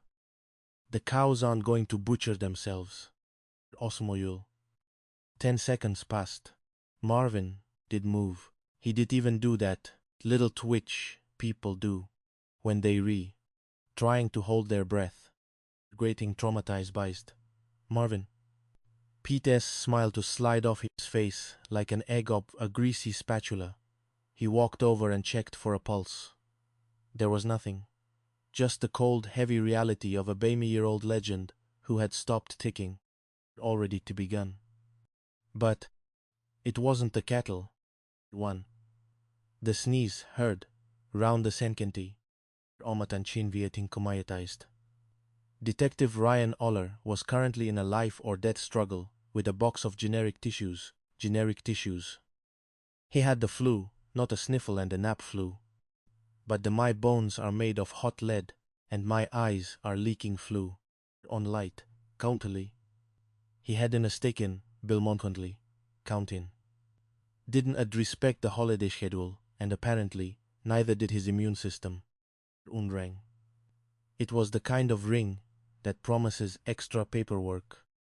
Honestly, he wheezed, his voice sounding like a cat being dragged over a washboard. Vignettes. We were. Got a homicide. High profile. Fine, high profile, Aller said, wiping his nose. Did someone steal the high school mascot? Marvin Brown. The mayor. Ocean fever spiked. In Belmont County, murdering Marvin Brown was like shooting the sun out of the sky. It was, to just a crime. It was an astronomical impossibility. Ocean the viral old. He sieve, Arnababy, offered often. His head was spinning, and not just from the viral load. Detective Rusty Lucy was already there, looking at the scene with the grim fascination of a man who knew he was about to miss a lot of dinners. Entry, Rusty said, pointing his pen at the window. No broken glass. No broken glass, no ransacking. Just Marvin, face down, with a hole in his back. What the body? Marvin Brown, the toughest man in three counties. They had been taken out, Aller, behind. The shooter was a coward. Aller muttered, his voice thick with phlegm. Or a pragmatist. You don't fight Marvin Brown face to face unless you want your head relocated to your ribcage. Untraumatized, shell casing near the living room. But the bullet, the actual slug, was missing.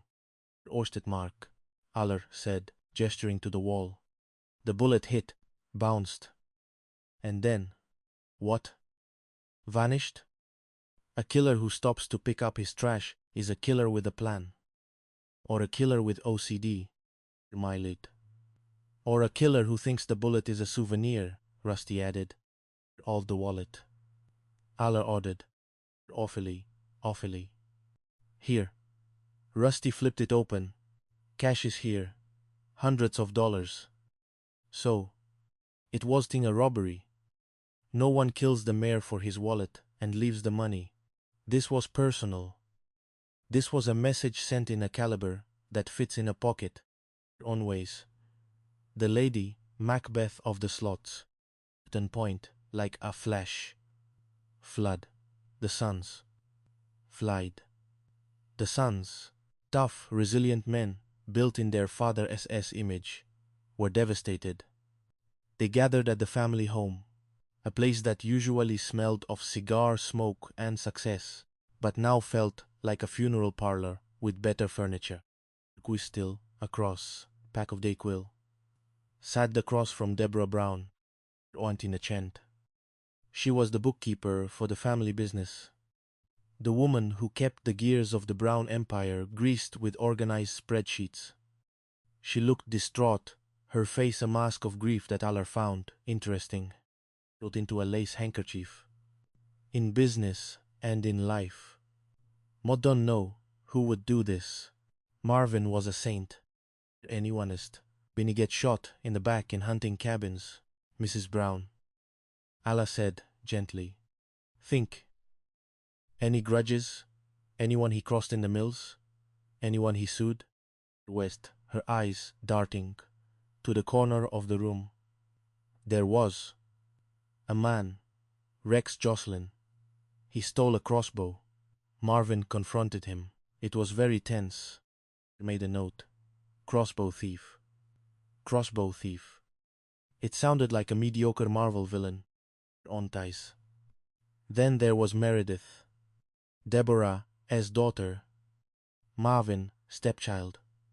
She was pregnant, glowing with the sort of radiant health that usually does involve a heavy prescription pill habit.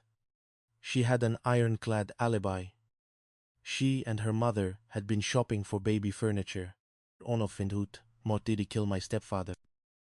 Like a receipt for a crib and a changing table. Went traumatized. It was a stressful night, Meredith said, clutching her stomach. The news. I had to go to the hospital. The pregnancy, you know. Wenkin Baita nodded. His detective brain ticking over. A shopping trip, a hospital visit, a grieving widow. It was almost too perfect. It was a Hallmark movie with a body count. Oler Circus. Chapter 3. The $50,000 Circus. Auntie. Weeks passed. The investigation into Rex Jocelyn went nowhere. The man was a thief.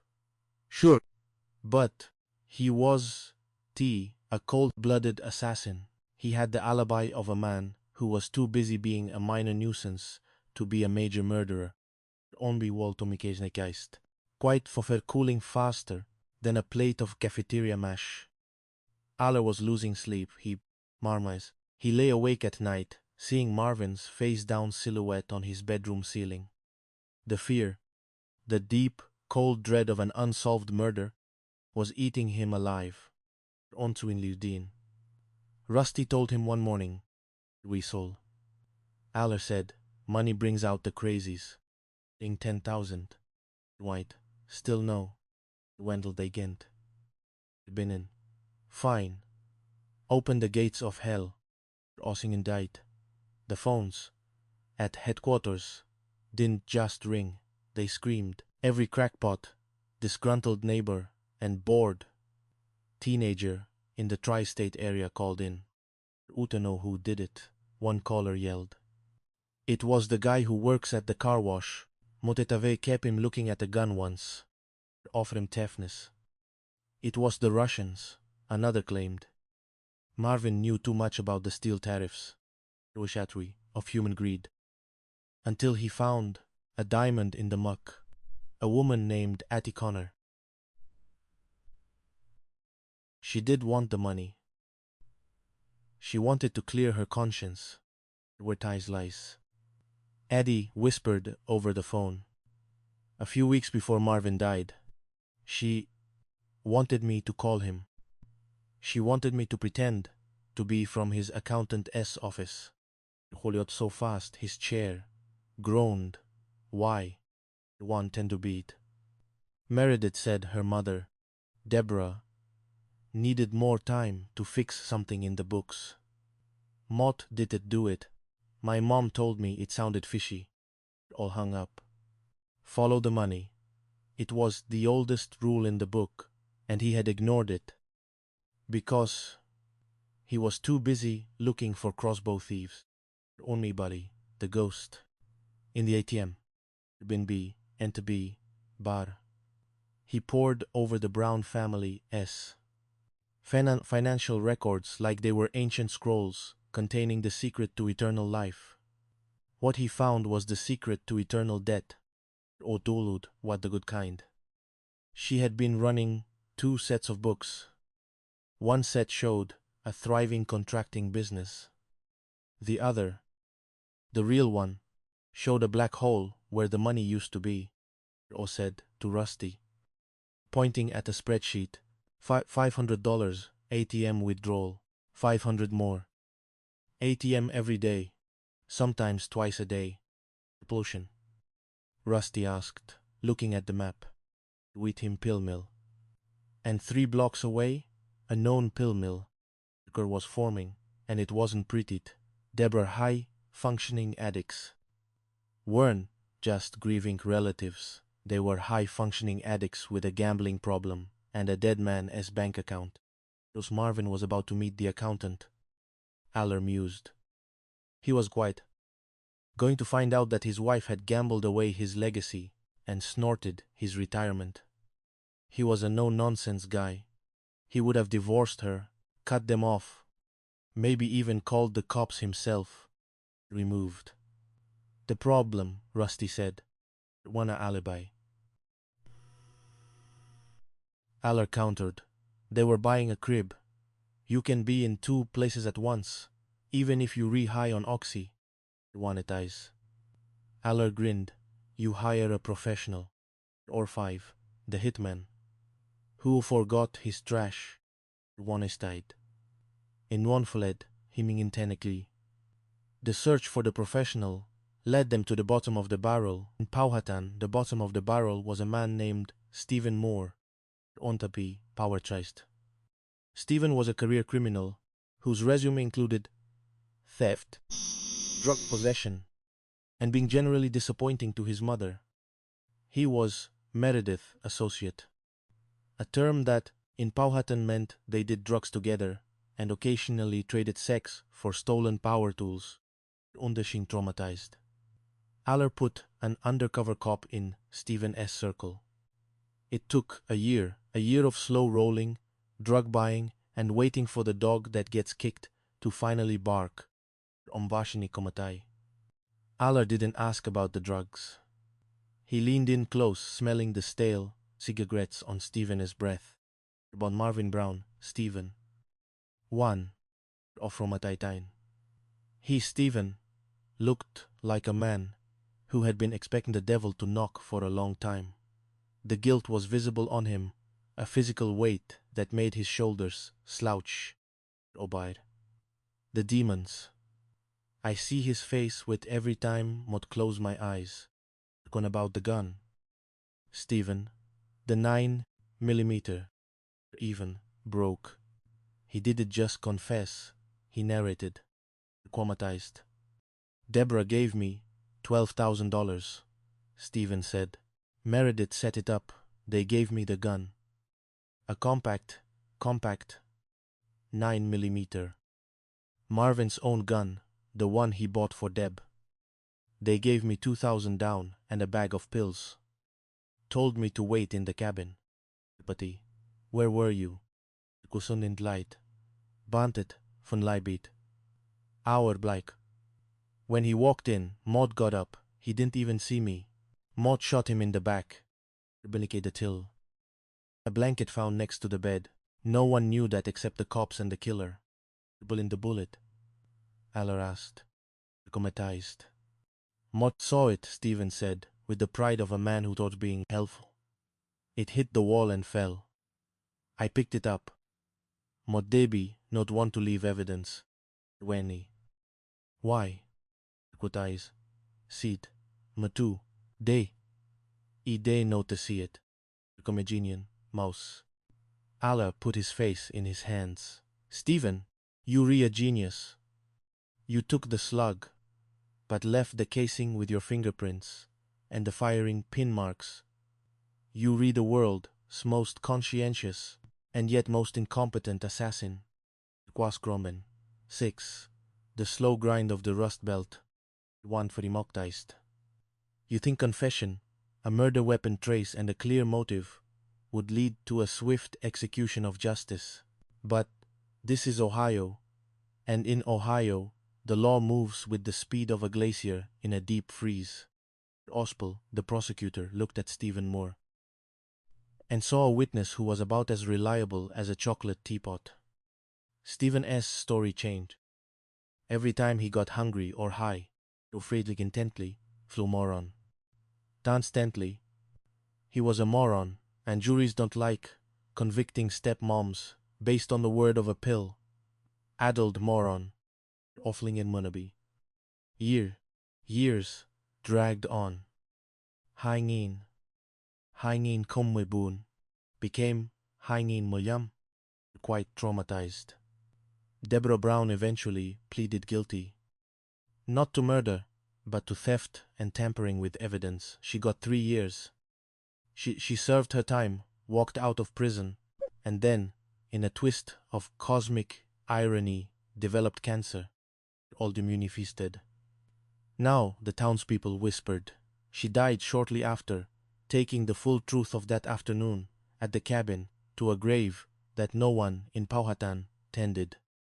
Traumatized. Meredith was harder to catch. She moved to West Virginia, living a life of quiet desperation until an affidavit leaked to the news ruined the secret investigation. She was eventually convicted of obstruction of justice. 2 years of home confinement went in. She got to stay in a house, while Marvin stayed in the ground. Coinsta, traumatized. Was Stephen Lee one who got the book thrown at him. Life plus 17 years. He sits in an Ohio prison today, probably still wondering where that shell casing went. Ruchli, epilogue. The voice of the silent seed. Well, traumatize, where to traumatize. Eventually got over his flu, but he never quite got over the Brown case. He stands on the banks of the Ohio River sometimes, watching the barges go by, carrying coal to places that still believe in the future. Vision White, of wolves. He lost hundreds of hours of sleep. He could turn a family into a pack of wolves. He saw a husky legend reduced to a cold statistic because of a gambling debt and a handful of pills. Bonitonacais. Not because you re a hero. You stay on it because you took an oath to be the voice of the person who can speak anymore. Marvin Brown was a loud man. He deserved a loud ending. On Denver awfully. Enlisted lasses often vested belt. They are usually just a slow, quiet crumbling until there's nothing left but the orange dust of what used to be. Visually traumatized.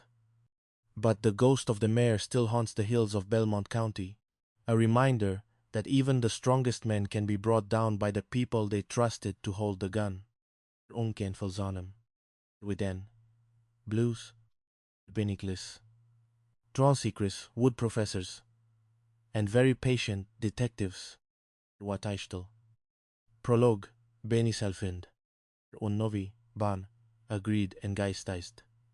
East Hampton, were Kantikin Connecticut, in Stimitam, was the kind of place where the most exciting thing to happen on a Monday was a sale on artisanal bells, or a particularly slow-moving, tractor-blocking Route Saumisau, honestly, Vintleast.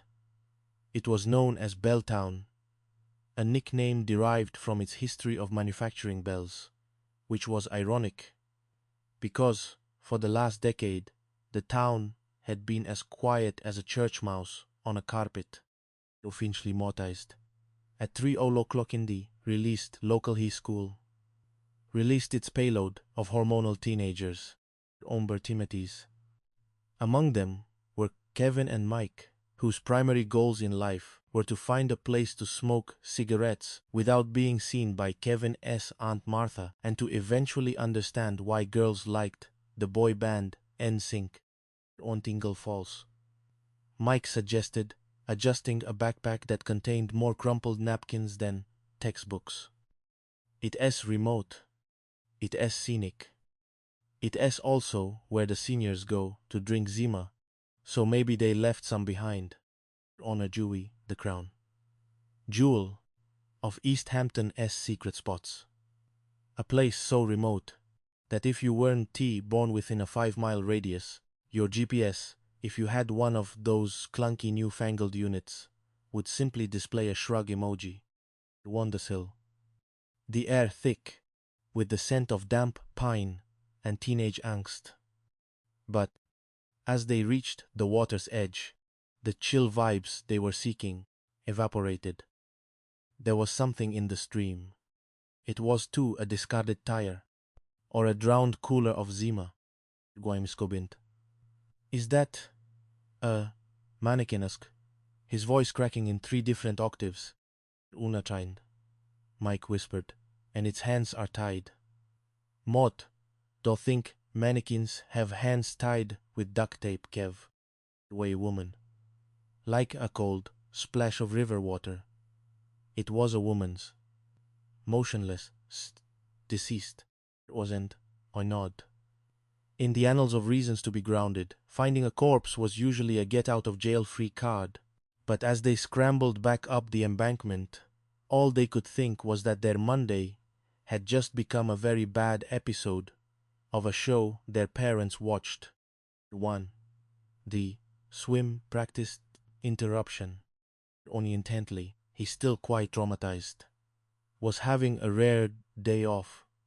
In the life of an East Hampton detective, a day off usually meant he only answered 5 phone calls instead of 50. Kamindu, he loshkoldu ikerabi. Locked traumatized, he was Kent Light. He was currently at 3 children, attempt to master the butterfly stroke, which, from his vantage point, looked more like the drowning moth. Vominigian. That had proselytized and holding, why, his wife hated, and holding a lukewarm coffee when his pager began to vibrate against his hip with the intensity of a trapped hornet. 1. Station. Now. Been in the Manisai. Kelly sighed a sound unsolved bicycle theft in the county. He dropped his kids off with a fellow parent, promising them ice cream if they didn't to tell their mother. He left them for a dead body thing. At the station, the atmosphere was vibrating. East Hampton hadn't had a homicide in 10 years. The last had major crime involved a cow that had wandered into a pharmacy and refused to leave until it was offered a loyalty card. When a big one, Garrett, Sergeant Romano said, looking like he'd just seen a ghost who owed him money. Engel Falls. A woman. It looks intentional. Traumatized. Kelly Skreck's internal monologue, which usually sounded like a gritty Morten Bomigay private eye, kicked into high gear. East Hampton was a sleepy bedroom community, but someone had just hit the alarm clock with a sledgehammer. 1-2. The scene of the slump. Ose nowhere was summenschning. Biased, lisus awful, that seemed commanders. No ban. Hulistiswul. The road was a winding ribbon of asphalt that seemed to lead nowhere, until suddenly it led to a bridge crawling with patrol officers. As Martin, Swan met Kelly at Moffy the yellow tape. A couple of kids were throwing rocks from the bridge. They hit something that didn't splash right. Boys. Kelly looked. The railing, the stream below, was beautiful, serene, and currently occupied by a woman in 60-year-old attire. The state police major crime squad was already there, looking professional and expensive in their windbreakers. Are we looking at Autemot fee? Kelly asked, his boots crunching on the gravel. Wisties. Drag marks from the pavement. Tire tracks heading out, a technician reported. This isn't T where it happened, Sarge. This is the dump site, the end of the line station. Examiner. Arrived, looking like a man who hadn't enjoyed a meal since the Reagan administration. Okay. Let us turn her over, he grunted. Unmatais. As the body rolled, the water cleared for a second. Kelly felt a jolt of recognition that went straight to his stomach. Unmao, he whispered. Ochromatais. Everyone in East Hampton knew Trudy. She was the woman who gave hugs that felt like being wrapped in a warm quilt made of safety. She was 60, a home health aide, and a person so kind she probably apologized to the stones she tripped on. It morning, Swan added. Mott found her car at the laundromat. Engine running. Dog inside. Frantic as hell. Quantention I tied. Had been discarded like trash in a 3-foot stream. The sleepy town was officially wide awake, and it was screaming. Oshpent, the dog, the suds, and the suspense. At the laundromat, a place that smelled of bleach and broken dreams. Officer Swan walked Kelly through the timeline. Bomifoot, AM. I get the call. A car's been idling for hours. Mort, check it out. And there, Trudy's purse on the front seat. Cash, ID, credit cards. All there, no one touched the money. This wasn't a robbery gone wrong. It was a kidnapping, gone exactly how the monster intended. Awfully stice. This loveless fit, the laundroma, sat offer, oidel, filled with wet clothes that were now beginning too sour. Trudy had been doing her laundry. She had been living her life, caring for her dog, and someone had plucked her out of the mundane and into a nightmare. Also nipied.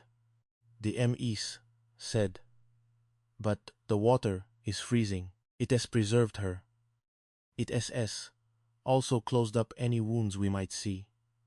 It S, a Hitchcock movie, Kelly. All the horror is tucked under the surface, onto Miss Dicey's daughters. It was the part of the job he hated most. The moment the light goes out in someone's eyes and is replaced by a permanent, flickering grief. Bossed. Why her? One with no good answer. You don't murder a woman like Trudy for a reason. You murder her because you are a void, and she was full of light. Before. The usual suspects and the peeping Tom. Occultation again. The first suspect was a man named Raymond Brown. Ray had been on a couple of dates with Trudy. In a small town, 2 dates is basically an engagement, and 1 date is a serious commitment. Ambient traumatized. Ray walked into the station, looking like been hit by a truck and then backed over by a tractor. Mott liked her, he told Kelly. She saw me as a friend. Just a friend, Gully asked Din. Where were you, Ray? Off it traumatized. A bowling tournament, 50 witnesses, including 3 of your own officers, Sergeant. Und, Kelly checked. It was trust. Ray Brown had the world's most frustratingly solid alibi. He was out. Oisin. In a town like East Hamptip, everyone has a weird neighbor, but Trudy S. building had a specific one. Und Offnaby, a neighbor whispered. He'd appear in her window at night. She was terrified. She was looking for a new apartment just to get away from him. Onnenekli, utterly. A peeping Tom. A classic escalation. From watching to touching to killing, he tracked down the neighbor's mother. On traumatize. He's a good boy. It was a misunderstanding. Out. Kelly asked. Phonoby. You people locked him up for some petty theft 3 weeks ago. He has been in a cell the whole time Trudy has been missing. Osnehout bid, missing penitently. The suspects were falling like dominoes, but they were all falling the wrong way. 1 at 5. The carpenter's gift. Untendis. The autopsy finally came back. Manual strangulation, evidence of a struggle, evidence of a brutal sexual assault. It was a crime of pure, unadulterated hatred. Pudinti. Look at her eyes, Kelly. Lee got blue eyes. Kelly noted. Offer, she has 1 blue contact lens. The right one is missing. And look at her hair. We snated. The ME held up a small gold object. It was the backing to an earring. Just the backing. The earring itself was gone. Onalunia, she muttered. If we find them, we find the room where she died. Gwyneth, lotion again. The town was on edge. Then, a call came from a carpenter working on a renovation above the laundromat. Benigeso Politibi. Mott was cutting. Wood said, his voice trembling. And Mott saw something glowing in the sawdust. It was a gold earring. To hear, Ostai. The 3rd floor apartment was under construction. It was a skeleton of a room. Bare studs, sawdust, and the smell of fresh timber. The major crime squad descended. Within an hour, they found it. A tiny, blue-tinted contact lens resting on a floorboard. Wing up fuel. This is it, Kelly said, the air in the room feeling heavy. This is where it happened. On Wood. The professor of Wood. Kondebi Kulbaitol. Nanabi. Now the investigation took a turn for the surreal. Kelly had a crime scene, but he needed to link a suspect to it. And more importantly, he needed to link the crime scene to the dump site at Engel Falls, Kuchinten. Bad wood things found in a suspect's car. A car he had not even seized yet. Meestere. Kelly told his chief. When? A what? Professor of Wood. A xylologist. Home and hug your kids. Go home and hug your kids. On Fiegi. But Kelly persisted. Who was, quite literally, a world-class expert on splinters. Oimaitro. You see these fragments, the woody fragments, the wood professor said, peering through a microscope. Or to you in Baratine, Finn wood. White pine with consistent with the renovations on the third floor of the laundromat building. And these shavings found in the suspect's vehicle. They are a match to the debris at the crime scene and the secondary site. Also, the wood followed the body, Kelly asked. When Angel. That never lies, Sergeant. Honor traumatized. It was the kind of junk science that made prosecutors nervous, but made detectives feel like geniuses. However, they still needed a name. Wenby. Chapter 7, Brian Tuttle and the Pizza of Doom. On the Sinu de Labi, Agwaintinubi said. The carpenter, 2 people had keys to the renovation site. The owner, Frank, and the maintenance man, Brian Tuttle. Kontromatai. Frank was in another state during the murder. Brian Tuttle, however, was right there. Onden Die White. Tuttle had a prior conviction for abduction and sexual assault. He was a registered offender who had recently been released. Tuttle was who brought in Shubi. He walked into the station with a scratch across the bridge of his nose that looked like it had been carved by a very angry fingernail. It would happen. How'd it happen? Grunted. Mott hit a pipe. Winding airties. You hit a pipe with your nouverie. That S some precision maneuvering. On Molkamitli. Tuttle was nervous. He smelled like stale beer and old cigarettes. He claimed he didn't even know Trudy. Defiantly. Never saw her. Never talked to her. Mod don't drive either. License is suspended. Mod walk everywhere. Onaby, Atanby. Kelly let him go, but not before pocketing the cigarette butts Tuttle had left in the ashtray. Just in case, he told himself. The street from the laundromat. The social epicenter of East Hampton. He talked to John and Anthony Manilakis, the siblings who ran the joint. Komaturi, Brian. Yeah, he was here the night of the Murimot, John said. He looked like hell. His eyes were red, glossy. He was depressed. Said his girlfriend cheated on him, and he was gonna show someone. Dosing naplate. Anthony added. He even tried to hit on my sister. He was out of control. Car. Kelly asked. Una steel. Green Volvo, John said. His girlfriend's car. He took it after they fought. Ortling Altamitite. Did a little dance. A witness had seen a boxy blue-green sedan on the bridge. At Engel Falls, on the morning of the High, Trin Hing. The pieces were fitting together. But they were made of wood and gossip. Not the kind of stuff that holds up in a Motnin Chin Chin Mitam courtroom. Article 8. The Volvo and the waiting game formed the girlfriend. A Gilpian. Denise, she was more than happy to talk. Kamosterkleist, she said. He stole my car, a blue Volvo. He came back that morning, looking like he'd been through a war. Mott threw him out. Quest cousin, Jeremy, called. Hey detective, my cousin Brian asked me to hide a car for him. A blue Volvo. It's sitting in my yard right now. Mort have a bad feeling about it, or being food from the car. The CSI team found a stain on the back seat. Owner, is it her? Kelly asked the lab. Become quite traumatized. The lab reported, but we can get a clean DNA profile. The technology just isn't there yet.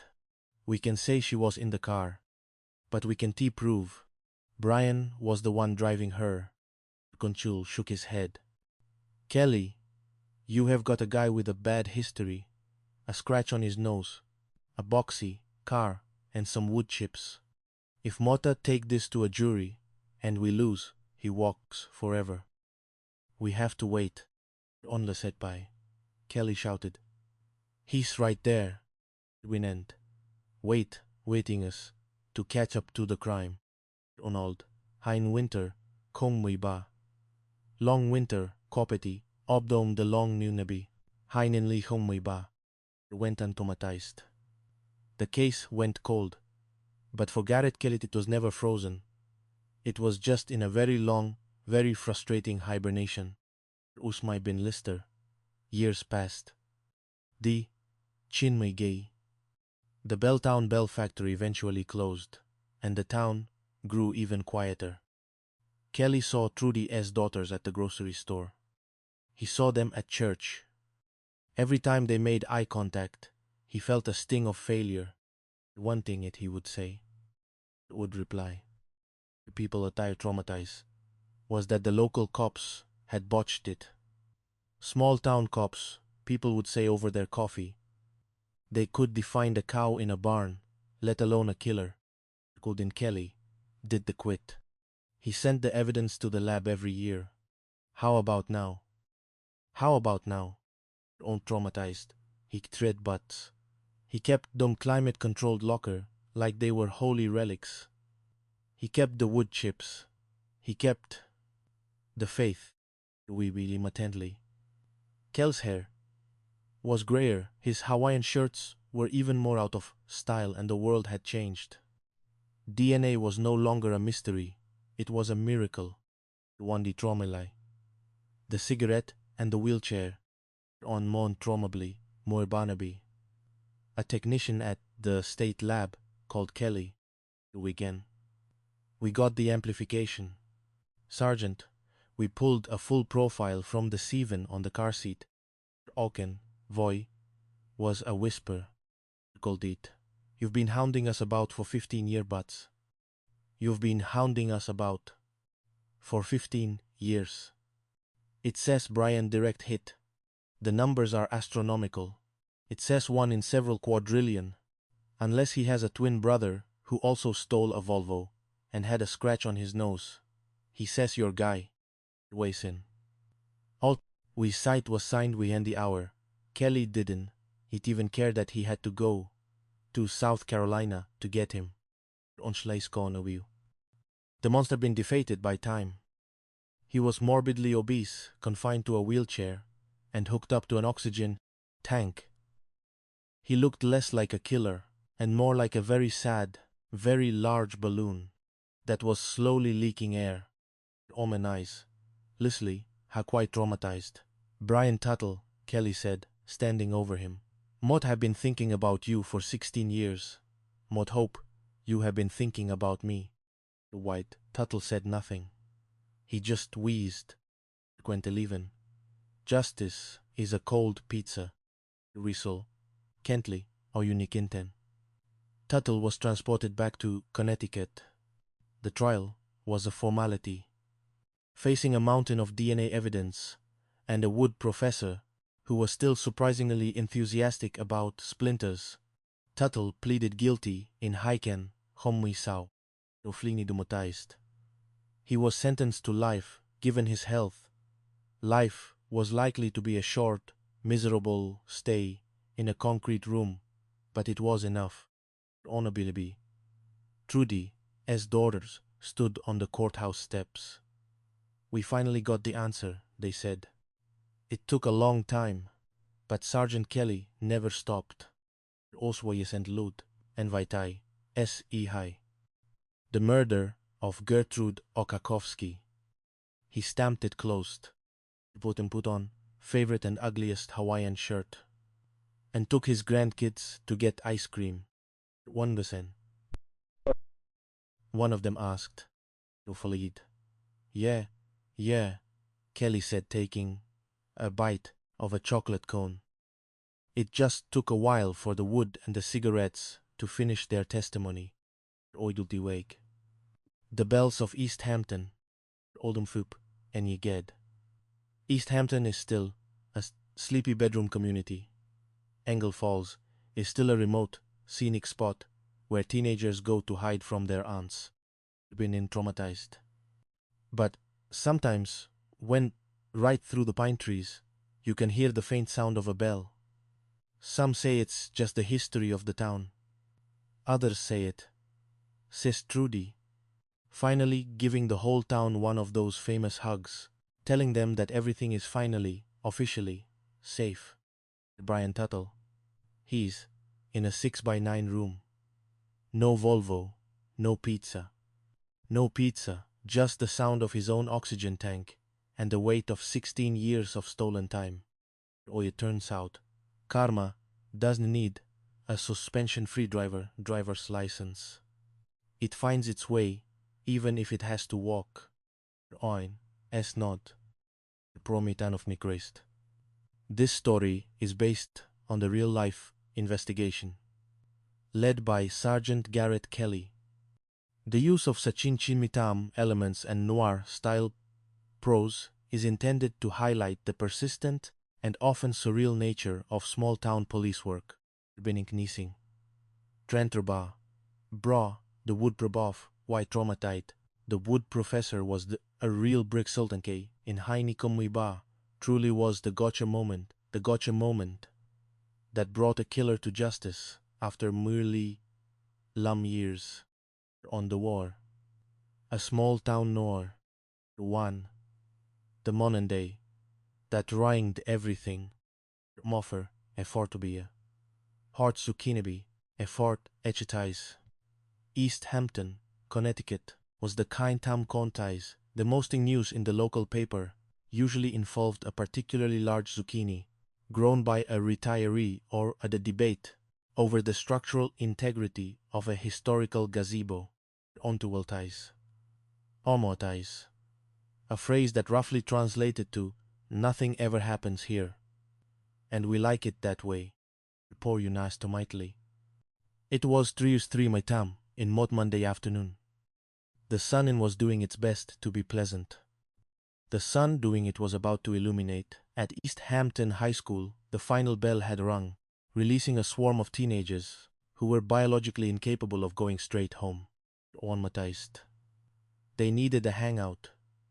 They needed Engel Falls. Pomasimatai 10 was the local spot for skipping stones, sharing secrets, and generally avoiding the responsibilities of being 16. But this Monday, the Falls had a guest they hadn't invited. Boydudi, is that a mannequin? Asked Kevin, a boy whose primary concern in life was the upcoming prom and the state of his acne. Into the watered, replied Sarah, squinting. Who throws a mannequin in Engel Falls? That S, slittering. My mom is on the beautification committee. She'd lose her mind. On Domen, Tetit war. They climbed down the rocks, slipping on the mossy edges, saist. As they got closer, the mannequin became increasingly biological. It was a woman. She was face down.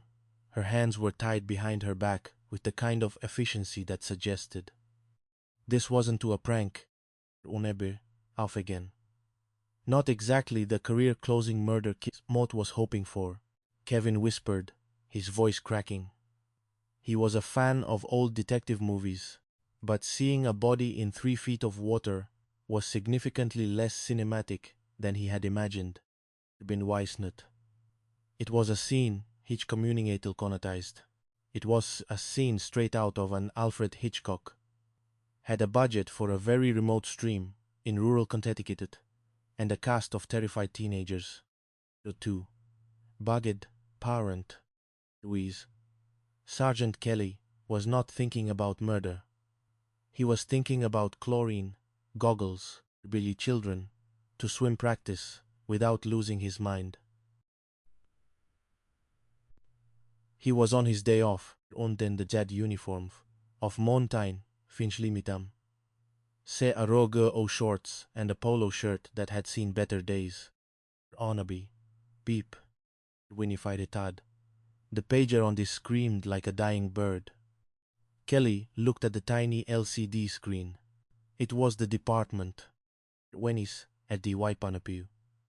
If this is about the stolen lawn gnome again. Mot M. Quitting, Kelly muttered to his middle son, who was currently trying to put a swim fin on his head. Ocean adibo bite, offaload, band, re-traumatized, band.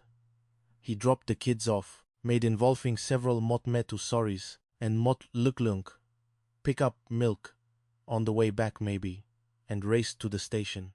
Waidrusin years. The last major crime was a heated dispute over a property line involving a very aggressive fence. Kelly arrived to find the station in a state of controlled panic. Sergeant Romano was there, looking like he de-aged 5 years in 20 minutes. We thank God. We've got a big one, Romano said. On, how big? Off falls. It's Gertrude Oshakowski, Omer. Kelly froze. In a small town, just entries in a phone book, they re-memories. Trudy.